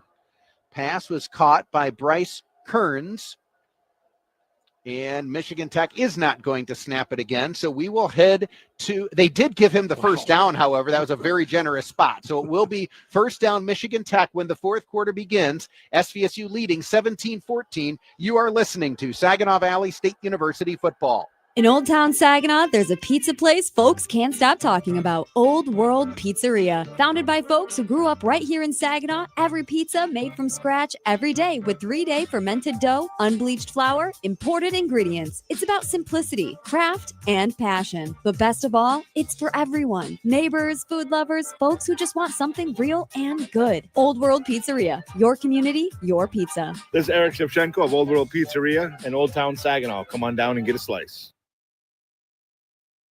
Guys, love buying your favorite shirts on sale? You're in luck. Untuckit's wrinkle-free styles are on sale now for just $59. These are the shirts that made Untuckit famous, made with 100% premium cotton and a wrinkle-free finish. These best-selling shirts and polos come out of the dryer crease-free and ready to wear. They're perfect for the office, the weekend, and beyond. Stock up now with wrinkle-free shirts from just $59 only at untuckit.com and 80 stores. Untuckit, shirts designed to be worn untucked. Broadcasting from the Stormmaster Exterior Studios, WSGW, Saginaw, Bay City, Midland, WSGW-FM, Carlton. JJ Bain, Bill Hobson, back here for the fourth quarter. SVSU leading Michigan Tech 17-14. Huskies have it. 1st and 10 at the SVSU 40-yard line. Bueno on a quarterback keeper is brought down from behind by Adam Leduc after a gain of about 2 yards. Other GLIAC games in progress. Ferris State has just scored to make it a 2-touchdown lead on the road at Davenport, 37-23. Grand Valley leading 35-0 over Roosevelt, and Northern Michigan leading Wayne State 21-3. Wayne State still looking for its first victory of the season. JJ, at the end of that play, Bueno got sort of tangled up in the tackle, and he came out of it in obvious pain and discomfort. He threw his helmet. He's still laying on his back, hands over his head. You don't want anything serious injury-wise to happen and sometimes the athlete's reaction isn't the best indicator, but he is being helped off the field, and there is no weight and no hesitation in carrying him off the field, as his I think his left leg has been compromised, and unfortunately he is showing some real emotion on his face as they take him over to the blue tent. So for right now, at least, there will be a different quarterback in the game for Michigan Tech, and I think he actually got tangled up with one of his linemen, because number 63, who is Austin Venema, is also limping off the field, and the two of them were kind of in the same pile-up area. So Bueno is out for now, which leads me to believe Drew Collins, number 12, will come in to play quarterback. I believe he's the second on their depth chart. So right before the end of the half, we saw them working on the left leg, left ankle area of Alex Bueno, and he did come out to start the second half. But now, Collins is in, but he's not at quarterback right now. It's Larner, Elliot Larner, the true freshman out of DeWitt, who is in at quarterback for Michigan Tech. It's 2nd and 8, and Larner gives it to Ruff on a handoff. Cardinals string it out and bury him behind the line of scrimmage. Great gang tackling and great discipline to not buy the initial play fakes by the SVSU defense. Well, and you, as a defensive coordinator and as a defensive team, when a quarterback comes in ice cold off the bench, you can pretty much account on the running of the ball coming your direction. And that's exactly what Tech did on the first snap, as they continue in the blue tent working on Bueno. It does look like, for a while at least, it's going to be Drew Collins at quarterback, or Larner at quarterback. He is back there here on 3rd and 10. He does drop back to pass. He throws over the middle, and he slings it complete. Good job on the in route from the outside. That was Champney. And he's 6'3", 200 out of Saginaw Swan Valley, and he just ran a great route, and then Larner delivered a strike. That was a good throw, because Sean Hodges was in excellent coverage position. Just a well-delivered ball. So Michigan Tech picks up the first down. And here, handoff to Ruff, runs right into the pile, but keeps pushing forward, drives down to the 25-yard line for a gain of 4. It was 17-7 SVSU at the half. Cardinals had a couple of short fields in the third quarter, but could not put any points on the board. And now Michigan Tech, with the wind at its back in the fourth quarter, has driven into Cardinal territory. They have it 2nd and 6 at the SVSU 25-yard line. Interestingly enough, Elliot Larner is the second leading rusher on this Husky team. And he keeps it himself here. Great ankle tackle made off the edge that time for SVSU by Nathan Kabambe, because if he doesn't make that tackle, Larner is off to the races. Instead, Kabambe makes the tackle about 2 yards short of the line to gain. Larner has played in 6 of their 10 games. He's 20 of 35 passing, but he's got 44 carries for 340 yards. That's a pretty good ratio of carries to yards, averaging 7.5 yards per attempt. So definitely you've got to pay attention to what this young man's going to do with the ball in his hands and running. Here, hands off to Ruff. He does not have it initially, and then the Cardinals do a good job just collapsing the pile after a gain of maybe a yard. So 4th and at least a yard, maybe 2, coming up for Michigan Tech. With theoretically the wind is in their favor heading in this direction. So will they go for it, or will they kick the field goal and try to tie the game up? It certainly looks like in their home finale, in their season finale, they're going to keep the offense on the field. 4th and a long yard for Michigan Tech from the SVSU 21-yard line. Larner hands off to Ruff. He's hit in the backfield. He does not get it. Great job by SVSU defensively as they make the play. Well, that play was supposed to go up the middle, and for whatever reason, it was bounced outside by Ruff. He didn't see much room to run, apparently, between the tackles. Well, when he bounced it out to the right, there were 3, maybe 4 white jerseys in that position. Had he maintained the line between the tackles, I think he probably has enough room to get the first down. Cardinal defense, huge job to come up with that stop and protect the 3-point lead. Great job by the Cardinal D.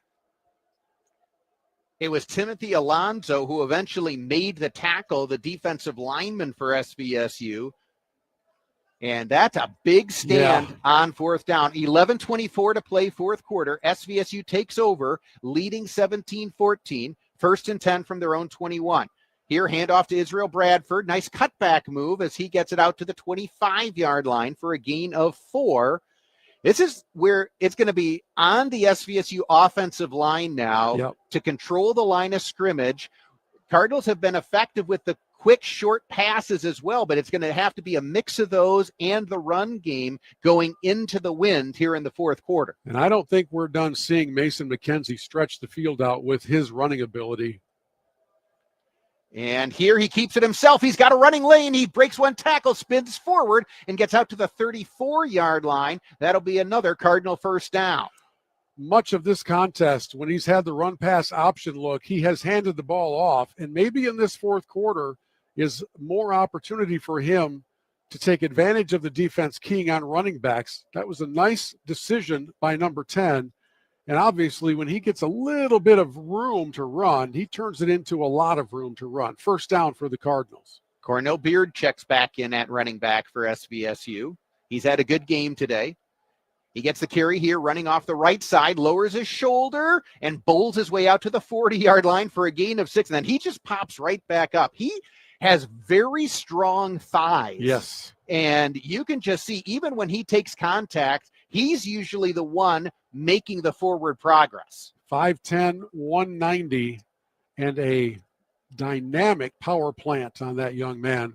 Down low, too, to the ground. You're not going to get him up high, that's for sure.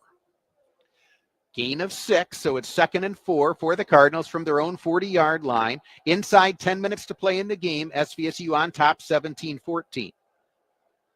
Mason McKenzie here. Terrence Brown catches it. Can he get to the corner? He does. And I think he stretched forward to pick up the first down. Boy, that was dangerous. That little screen pass only had one blocker out front and a couple defenders in pursuit, but Brown's speed won the day, got him to the sidelines, and picked up a good, he did get the first down. Nice. They moved the chains with that little flare pass. The Cardinals needed 4. He got 4. And so those are 2 big first downs for SVSU, protecting a 3-point lead.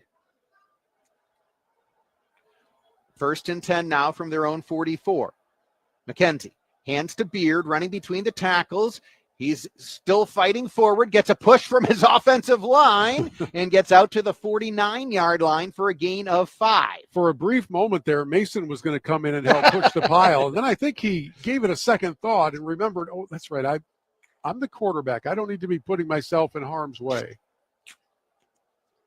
Cardinals coming into this one 5-5 on the season, but in a 4-way tie for second place. So with a win today, Cardinals can secure a winning season and a second place finish in the GLIAC. I was trying to think of who Beard reminds me of from a professional level. And I think I'm kind of coming up with like LaDainian Tomlinson, sort of a low to the ground vibe. I don't know if he can catch the ball out of the backfield quite that well, but it's an interesting comparison when you see this young man. I can't wait to watch him develop.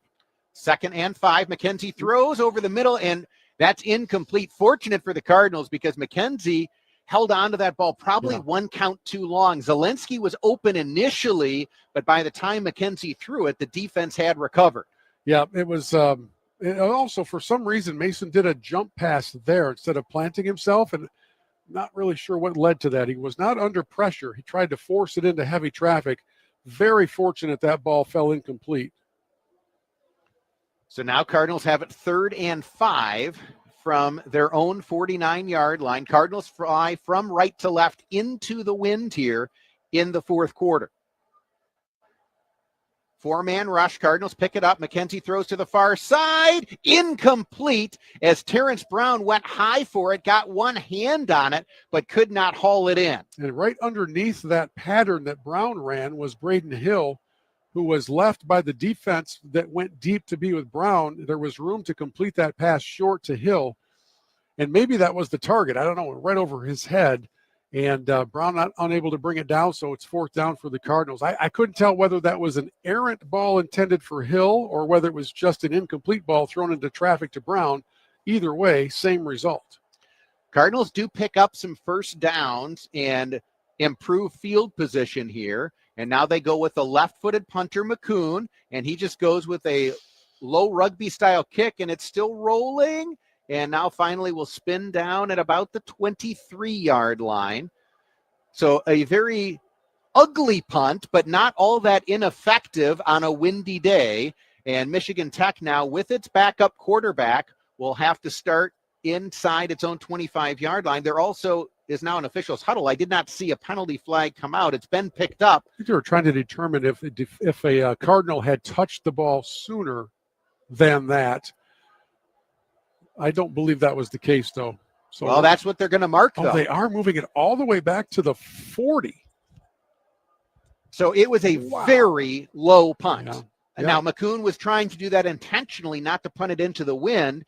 And they're saying that it touched one of the Cardinals at the Michigan Tech 40-yard line. Wow. And so that is an unfortunate break for SVSU because it gives Michigan Tech an extra 17 yards of field position.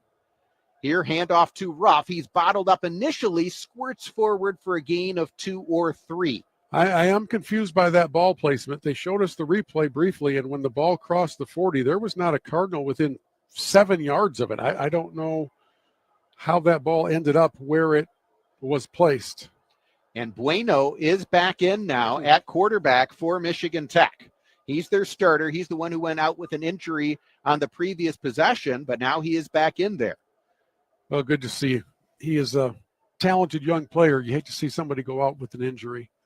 Bueno now firing to the near side, and it is incomplete. Great coverage along the near sideline by the SVSU secondary, DJ Volts.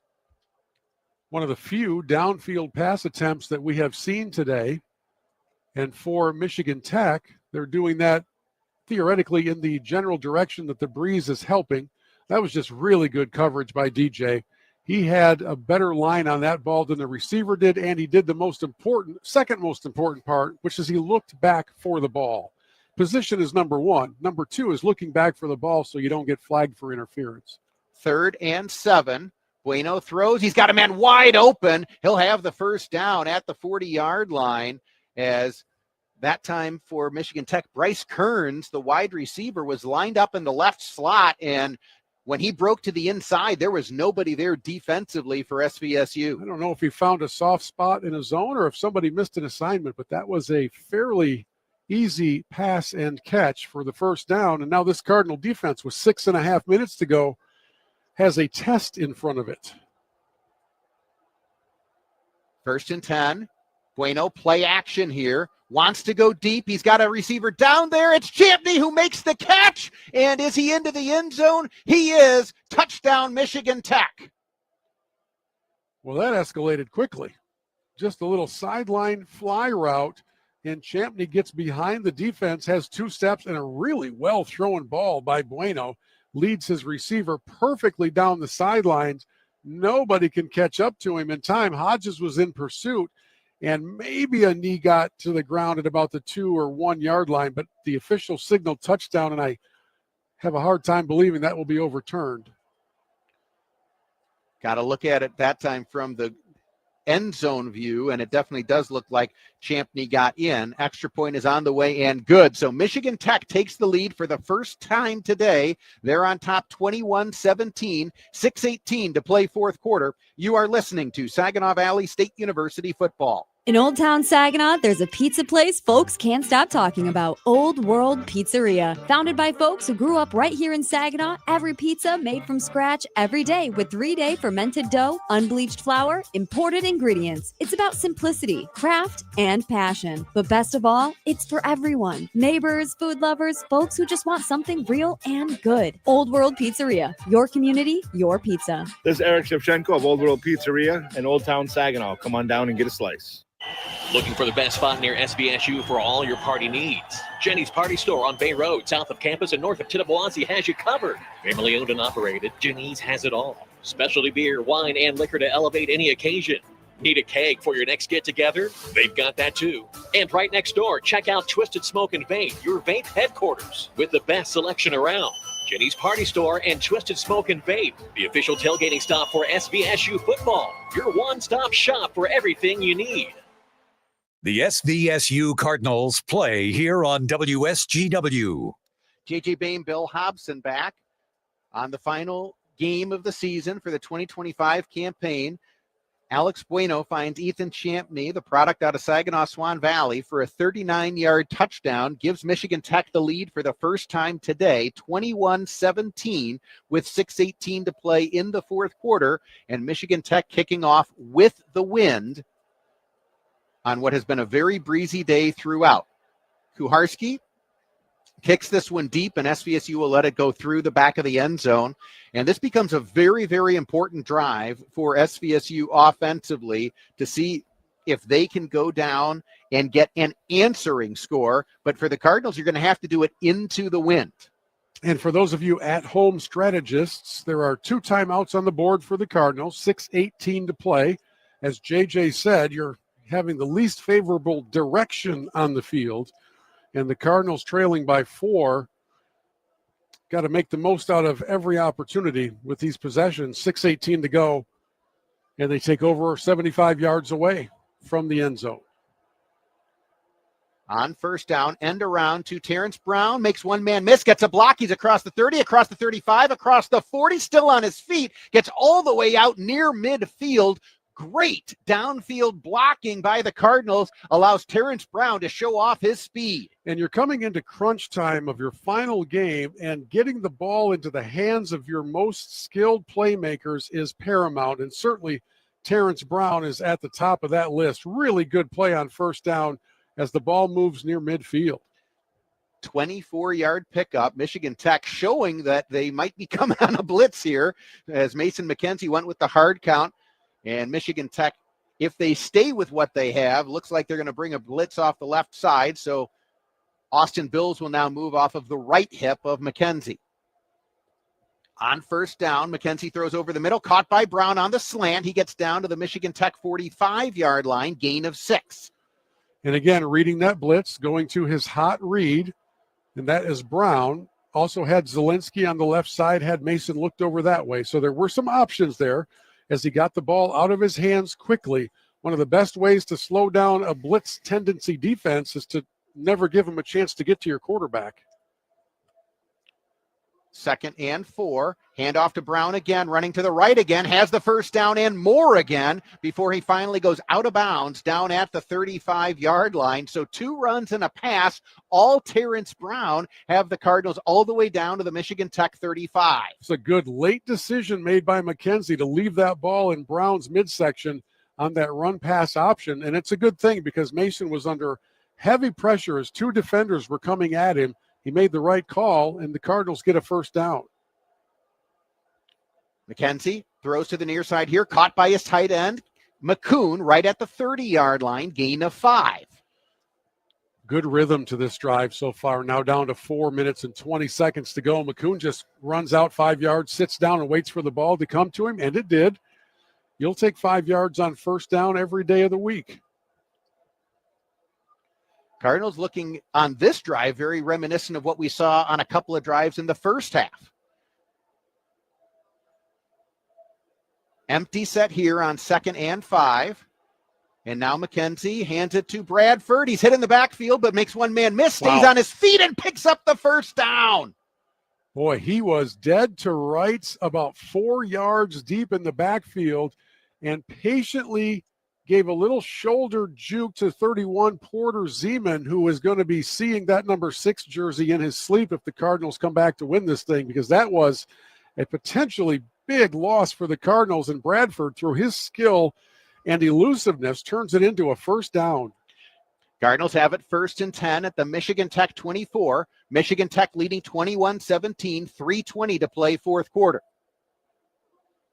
Blitz coming. McKenzie, play action. He's under pressure. He's going to be buried for a sack and a big, big loss all the way back to the 37-yard line. Boy, Mason kind of lost his spin out pathway. He went to his left instead of to his right, where he could have run for some room, and instead spun right back into the arms of another defender. Zeman was waiting for him back there along with Jeffrey Price, and had Mason gone the other direction, he would have been able to escape all of that pressure. Ooh, 13-yard loss. That's tough. Cardinals need to get a chunk of it back here, 2nd and 23. McKenzie has lots of time. Throwing to the far side, has a receiver. It's Brown, and he does get back to the 25-yard line. Well, they're going to mark him at the 26, but that is a chunk of it back, which is what SVSU needed to do. Lots of protection, as this time Tech did not bring a blitz. They sat back and dropped 8 defenders back, so Mason wisely has to check it down to Terrence, and it's 3rd and more manageable now as they get it to 3rd and 11. Cardinals definitely in 4-down territory at this point in the game, and SVSU is not going to snap it before the 2-minute timeout. So the Cardinals will get some extra time to talk it over. We have another dramatic ending, aren't we? Yes, we are. Cardinals will have it 3rd and 11 when we return. SVSU trailing 21-17 on the road at Michigan Tech. You are listening to Saginaw Valley State University football. Hey, nice rack. Excuse me? The bike rack on your car? Oh, right. Thanks. It's for an e-bike. Got it and the bike from Bicycle Village. Nice. Beautiful frame. Oh, thank you. I meant the bike. Oh. For the best new and used bikes in your hometown, shop Bicycle Village. Get an e-bike and rack for a road trip or stay idle and fit with Schwinn Fitness equipment. Bicycle Village, serving the Great Lakes Bay Area for over 50 years. BicycleVillageSaginawValley.com. The SVSU Cardinals play here on WSGW. JJ Boehm, Bill Hobson back, where the Cardinals trying to finish the season with a victory on the road. Cardinals held the lead for most of this game, but on their previous possession, Michigan Tech was able to get the go-ahead touchdown. Cardinals have advanced down to the Michigan Tech 26-yard line. It is 3rd and 11 from there. Cardinals still have 2 timeouts remaining if they need them. Cardinals need a touchdown, trailing by 4. McKenzie from the shotgun, drops back to pass, has time, throws, and it's picked off. Intercepted by Michigan Tech. Porter Zeman makes the interception. It's the first turnover of the game, and it's all but going to seal it for Michigan Tech. Linebackers dropped back into a deep zone that time, and Mason had his eyes locked in on his intended receiver between the hash marks. I'm trying to see if that was Kraft or who he was going for. And instead, a linebacker kind of slipped into that pathway, and the pass hit him basically directly in the hands. That's a tough one for the Cardinals' first turnover of the game. And as you said, JJ, that could very well seal the deal. Cardinals have 2 timeouts, so they can stop it a couple of times. With 1:53 to go. Michigan Tech gets 1 first down. That's going to be all she wrote. That is just a case of literally not seeing that defender, basically throwing it right to him. Handoff to the near side to Ruff, picks up a yard. Adam Leduc makes the tackle, the SVSU defensive end. Cardinals immediately call timeout, stops the clock with 1:47 to play. This has been a season of dramatic moments, of one-possession games, of all sorts of key kind of last-minute twists and turns. Look back at some of the scores. 28-21 to open the season over Northeastern State. 35-28 loss at New Haven. 20-19 win over Grand Valley.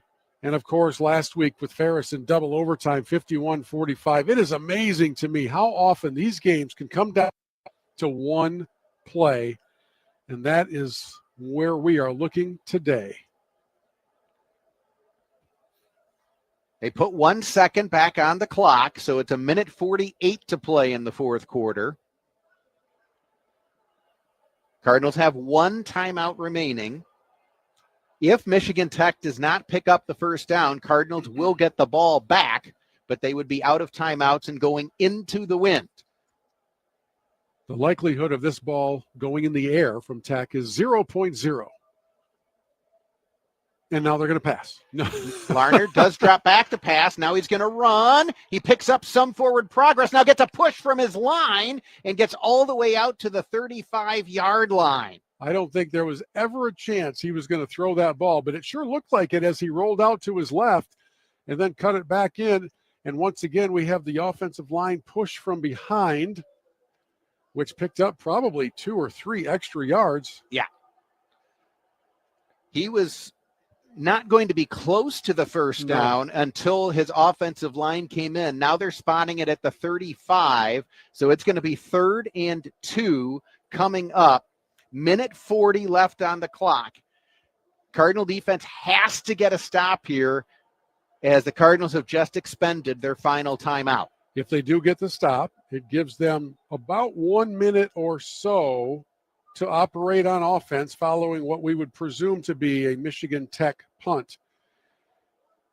So any hope of mounting a last-minute comeback rides on this play. And Bueno is back in at quarterback. They had Larner in at quarterback on the previous play. So 3rd and 2 for Michigan Tech from their own 35-yard line. Cardinal bench is energized, jumping up and down. They know the importance of this play. And now we've got a late penalty flag. It's a false start on Michigan Tech. And Jaden Bevier, the SVSU linebacker, is celebrating. I think he helped point that out to the officials. And that's a very, very untimely penalty for Michigan Tech. Must have been just a flinch on the offensive line. It was nothing obvious that I could see from our position. And the Cardinals will take that penalty every day of the week. They wouldn't mind another one being added to the mix here. And again, the way that Jaden Bevier, the SVSU linebacker, celebrated, I wonder if it's one of those that he noticed and drew the attention of the official. It was on the far side of the field. So now that's 3rd and 7 coming up for Michigan Tech. And brings into play the possibility of this ball going in the air.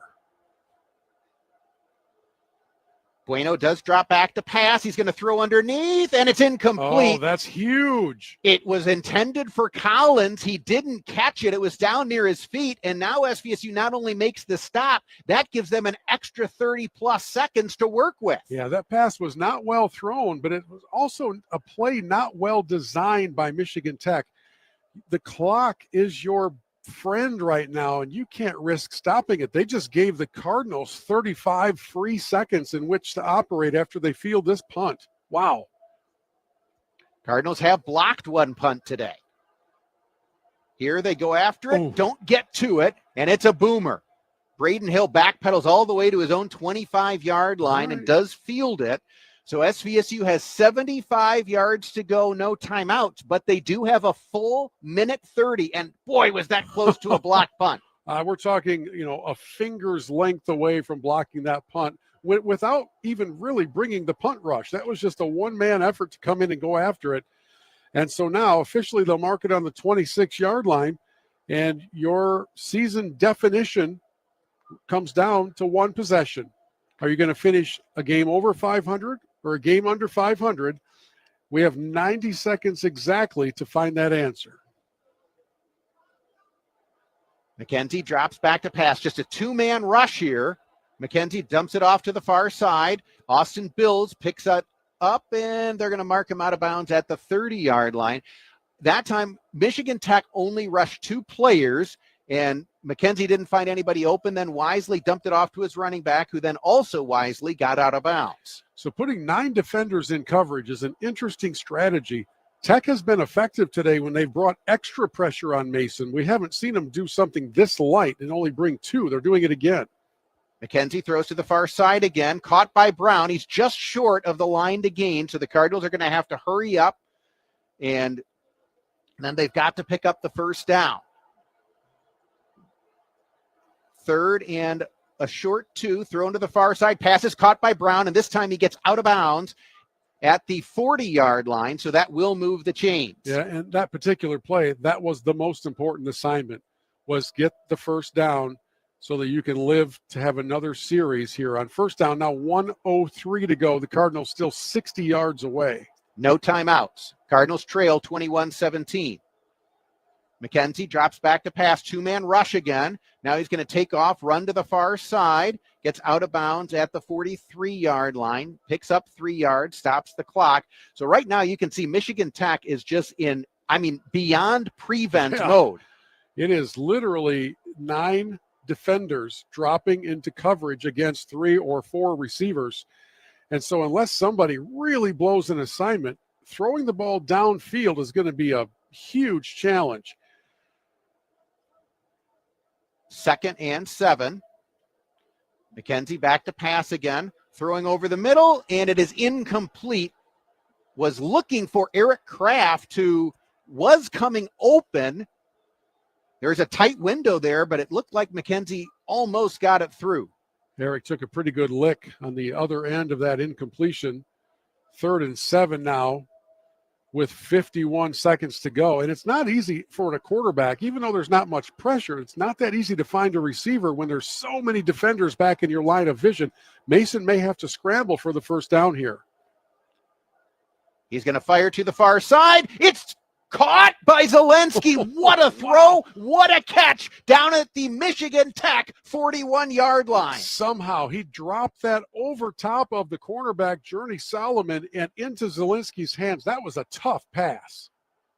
McKenzie back to pass again, firing to the far side. Incomplete. He was looking for Kraft and then threw it just a little bit behind of where Kraft stopped his route. Well, I thought that was going to be a first down completion as he looked back to his right. Kraft was not his first option on the receiving tree, but he came back to him, and as you said, it was just a little bit behind him. Could have been intercepted. So the Cardinals are fortunate that it wasn't and that it stops the clock. Now 2nd and 10. They're 41 yards away.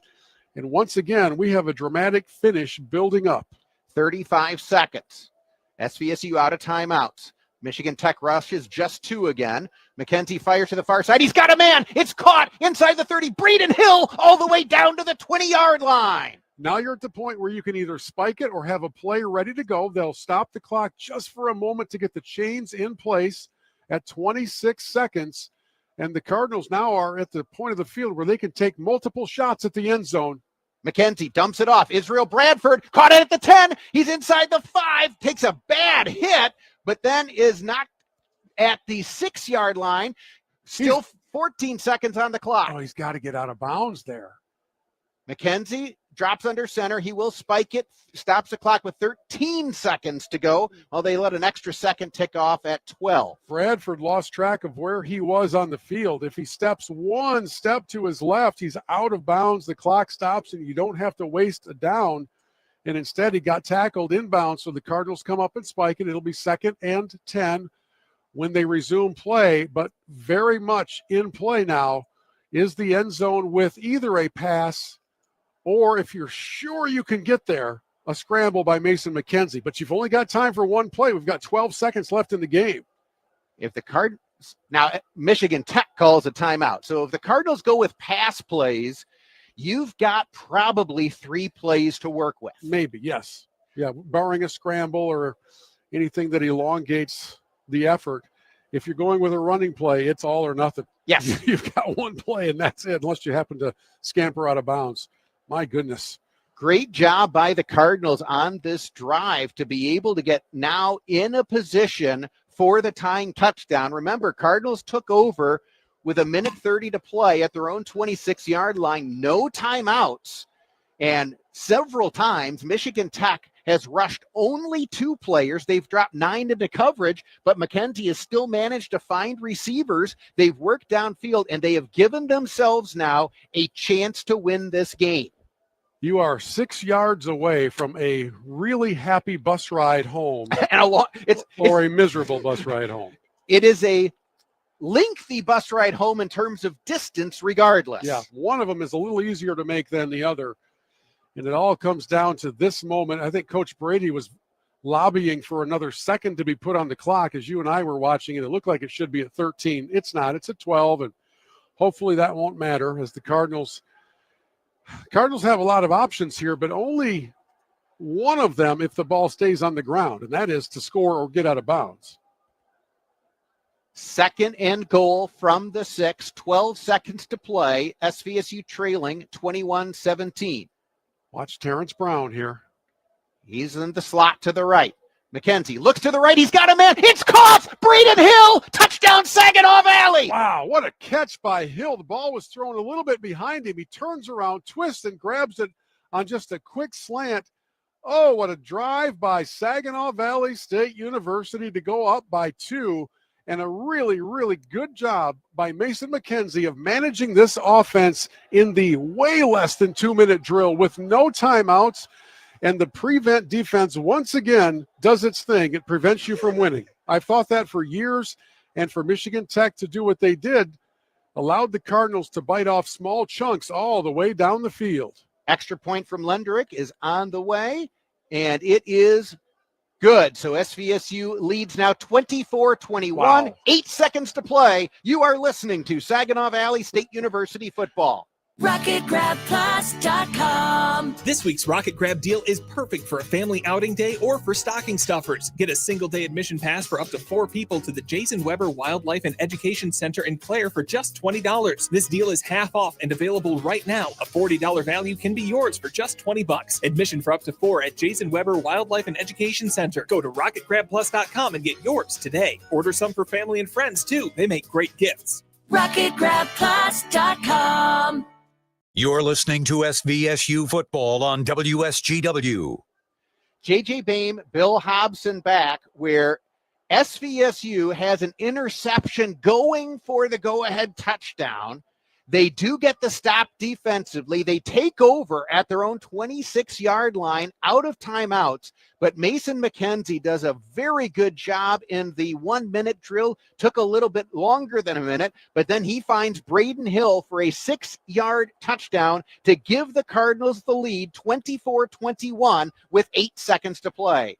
You think Tech regrets throwing that pass now on 3rd down and saving 35 seconds for the Cardinals? These are the little things, the little decisions. Obviously, you never know how they're going to play out, but the Cardinals come in and capitalize. And now with one well-placed and inbounds squib kick, they should be able to seal this one off and close the season with a win. Tegan Lenderink, he does kick it deep. And Michigan Tech's going to watch it go into the end zone. That's an impressive leg going into the wind. Tegan has shown really, really solid leg strength all season long. He's had a really solid season. Been fun to watch that young man under some pressure situations. And now SVSU needs to be very disciplined defensively. No penalties. Official is making an announcement that nobody can hear because of the wind, signaling a 1st down. The ball is being placed at the 30. Well, I wonder if they said one of the SVSU players was lined up off sides. I did not see the flag. All right, so wind is at the back of Michigan Tech. Bueno is coming in at quarterback. My guess is this will be one of the multilateral nightmare plays that never ends until somebody recovers a fumble, but here we go. Bueno drops back to pass. Looking. He's under pressure. He throws it off underneath. Incomplete. And now there's just 2 seconds left.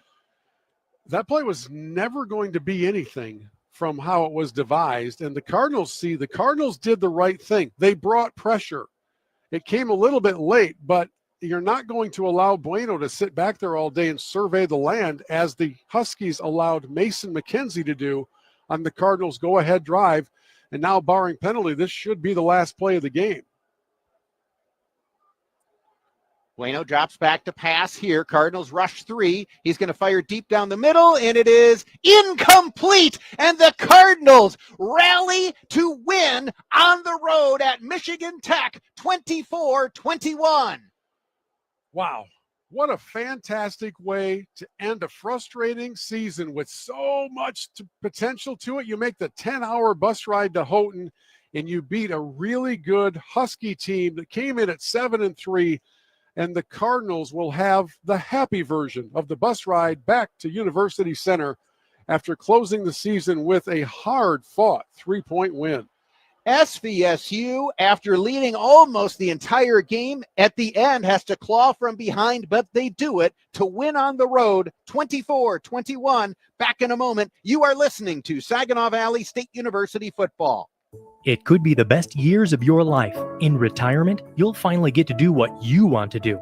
But you have to plan for it. Start by tuning into Mindy and Nolan McIntosh of McIntosh & Associates every Sunday at noon for Wealth Michigan with the McIntoshes. Make retirement the best time of your life. Tune in Sundays at noon for Wealth Michigan with the McIntoshes. Firm offers insurance services. Investment advisory services offered only by duly registered individuals through AA Wealth Management, LLC.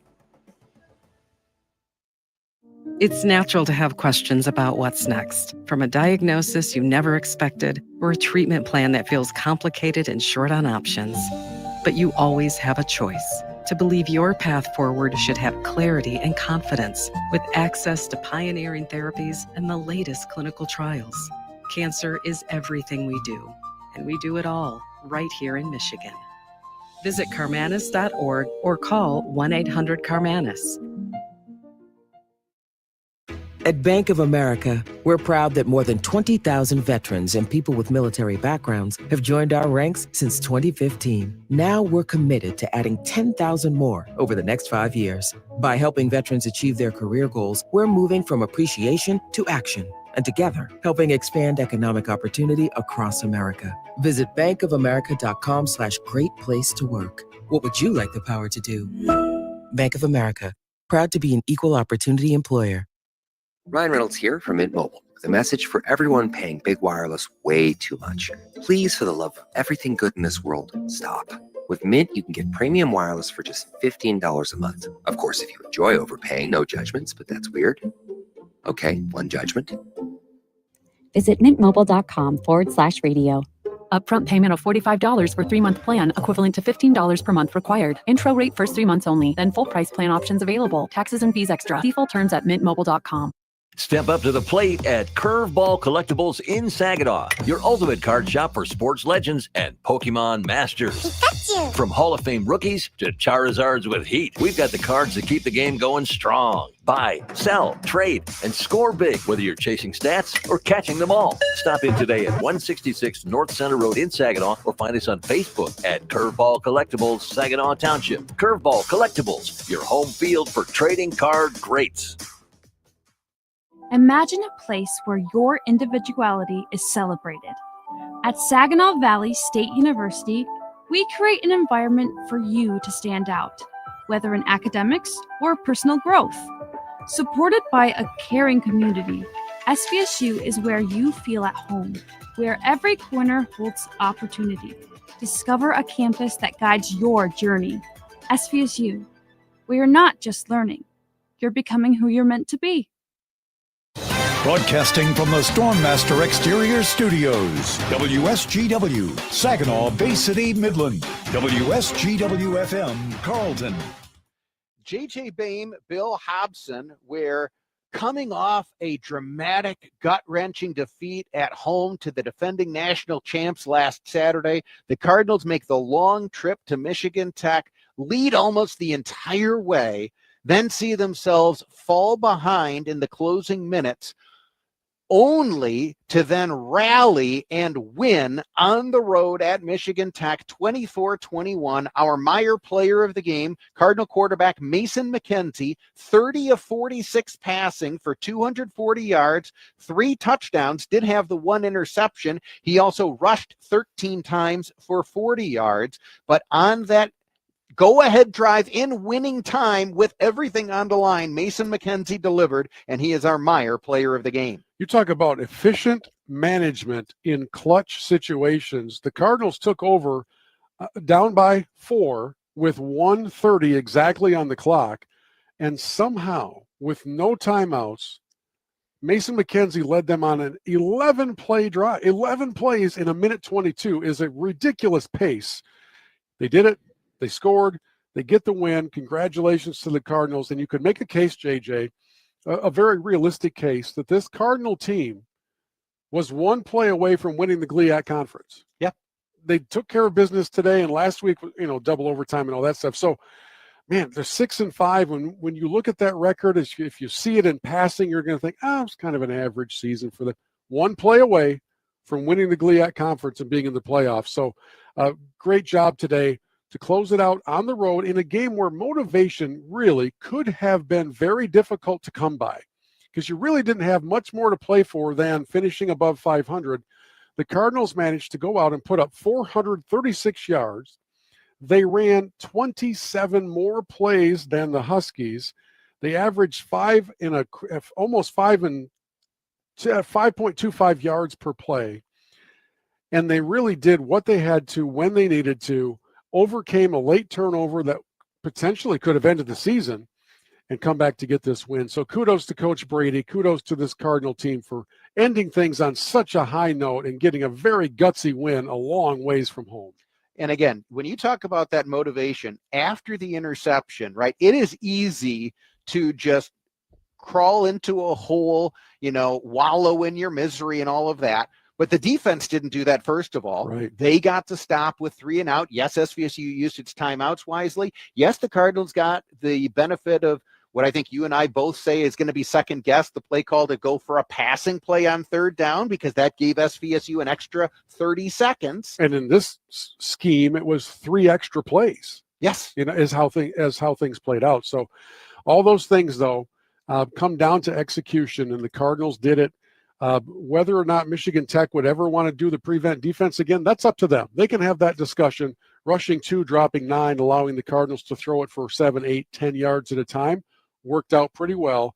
Right before the half, I remember you said the best case scenario would be to wind down the clock and score and not give Michigan Tech any time to do anything. Who would have thought that same philosophy applied to the end of the second half as well? And in both cases, SVSU did exactly as the Dr. Boehm order came in, and they come away with that win to finish at 6-5 and have a much better taste in their mouths as they board the buses for the long trip home. For SVSU offensively, Cornell Beard got the start at running back today after the injury last week to Michael Jamerson. Looked good, 11 carries for 74 yards. True freshman, a lot of potential there for SVSU receiving. Terrence Brown, 9 catches for 62 yards. He had a touchdown. Zarek Zelensky, 5 catches for 48 yards. Braden Hill, 6 catches for 44 yards. He had a touchdown. Eric Kraft, 3 catches for 33 yards and a touchdown. Eric Kraft, one of the seniors, one of the captains for SVSU. And again, traditionally you go through and you talk about all the seniors. A bunch of the guys who went through senior day for SVSU last week, they have another season of eligibility. It's so hard to figure out who's actually done. So I don't want to go through that because I don't know which of those players will continue playing college football, because in many cases they will have finished their degrees. And so do you want to play another season? And if so, where do you want to do that? They will have the opportunity to make those decisions for themselves. But this has been a group that, again, the way that they rallied at the end of this game speaks a lot to the competitive drive that they have individually and collectively, because they could have just said, doggone it, we let another one get away. Instead, they made the plays on defense, then they made the drive on offense, and the Cardinals with a very, very impressive season-closing victory, 24-21 over Michigan Tech. It's been a pleasure, my friend. Glad to spend another season with you, and to everybody out there in SVSU fandom land, thank you for being a part of not just the radio broadcast, but joining us perhaps on big road games where you're listening to Flow Sports or wherever it happens to be. It's been a pleasure to bring to you the 2025 version of the Saginaw Valley State University Cardinals. And you really can't spend all of your time in the what-if world. There will certainly be those discussions. There will be a lot of retrospection that goes on. In the end, this team did fight to the very end. They traveled a long ways on a season finale road trip that really could have been a completely checked out team. And kudos to Coach Brady and his staff for not letting that happen and getting these guys to play with Cardinal pride and come away with this win over the Huskies. This was a long-standing rivalry. It's the 103rd season of football at Michigan Tech, and you know you're coming into a place with heritage in a really strange weather day where the wind is howling in every direction. You don't let it bother you. You come back on the final possession of the final quarter of the final game of the season, and you take care of business. SVSU a winner today, 24-21. Other GLIAC games, Ferris State, after trailing in the first half, they do rally to win, so they finish the regular season undefeated as they win at Davenport 44-23. Two other GLIAC games in progress. Northern Michigan leading 42-3 over Wayne State, as it appears Wayne State will finish the season winless, and then Grand Valley leading at home over Roosevelt 42-7. Also want to extend our best wishes to both the SVSU men's and women's soccer teams, who each will be playing for GLIAC tournament championships and NCAA birds tomorrow.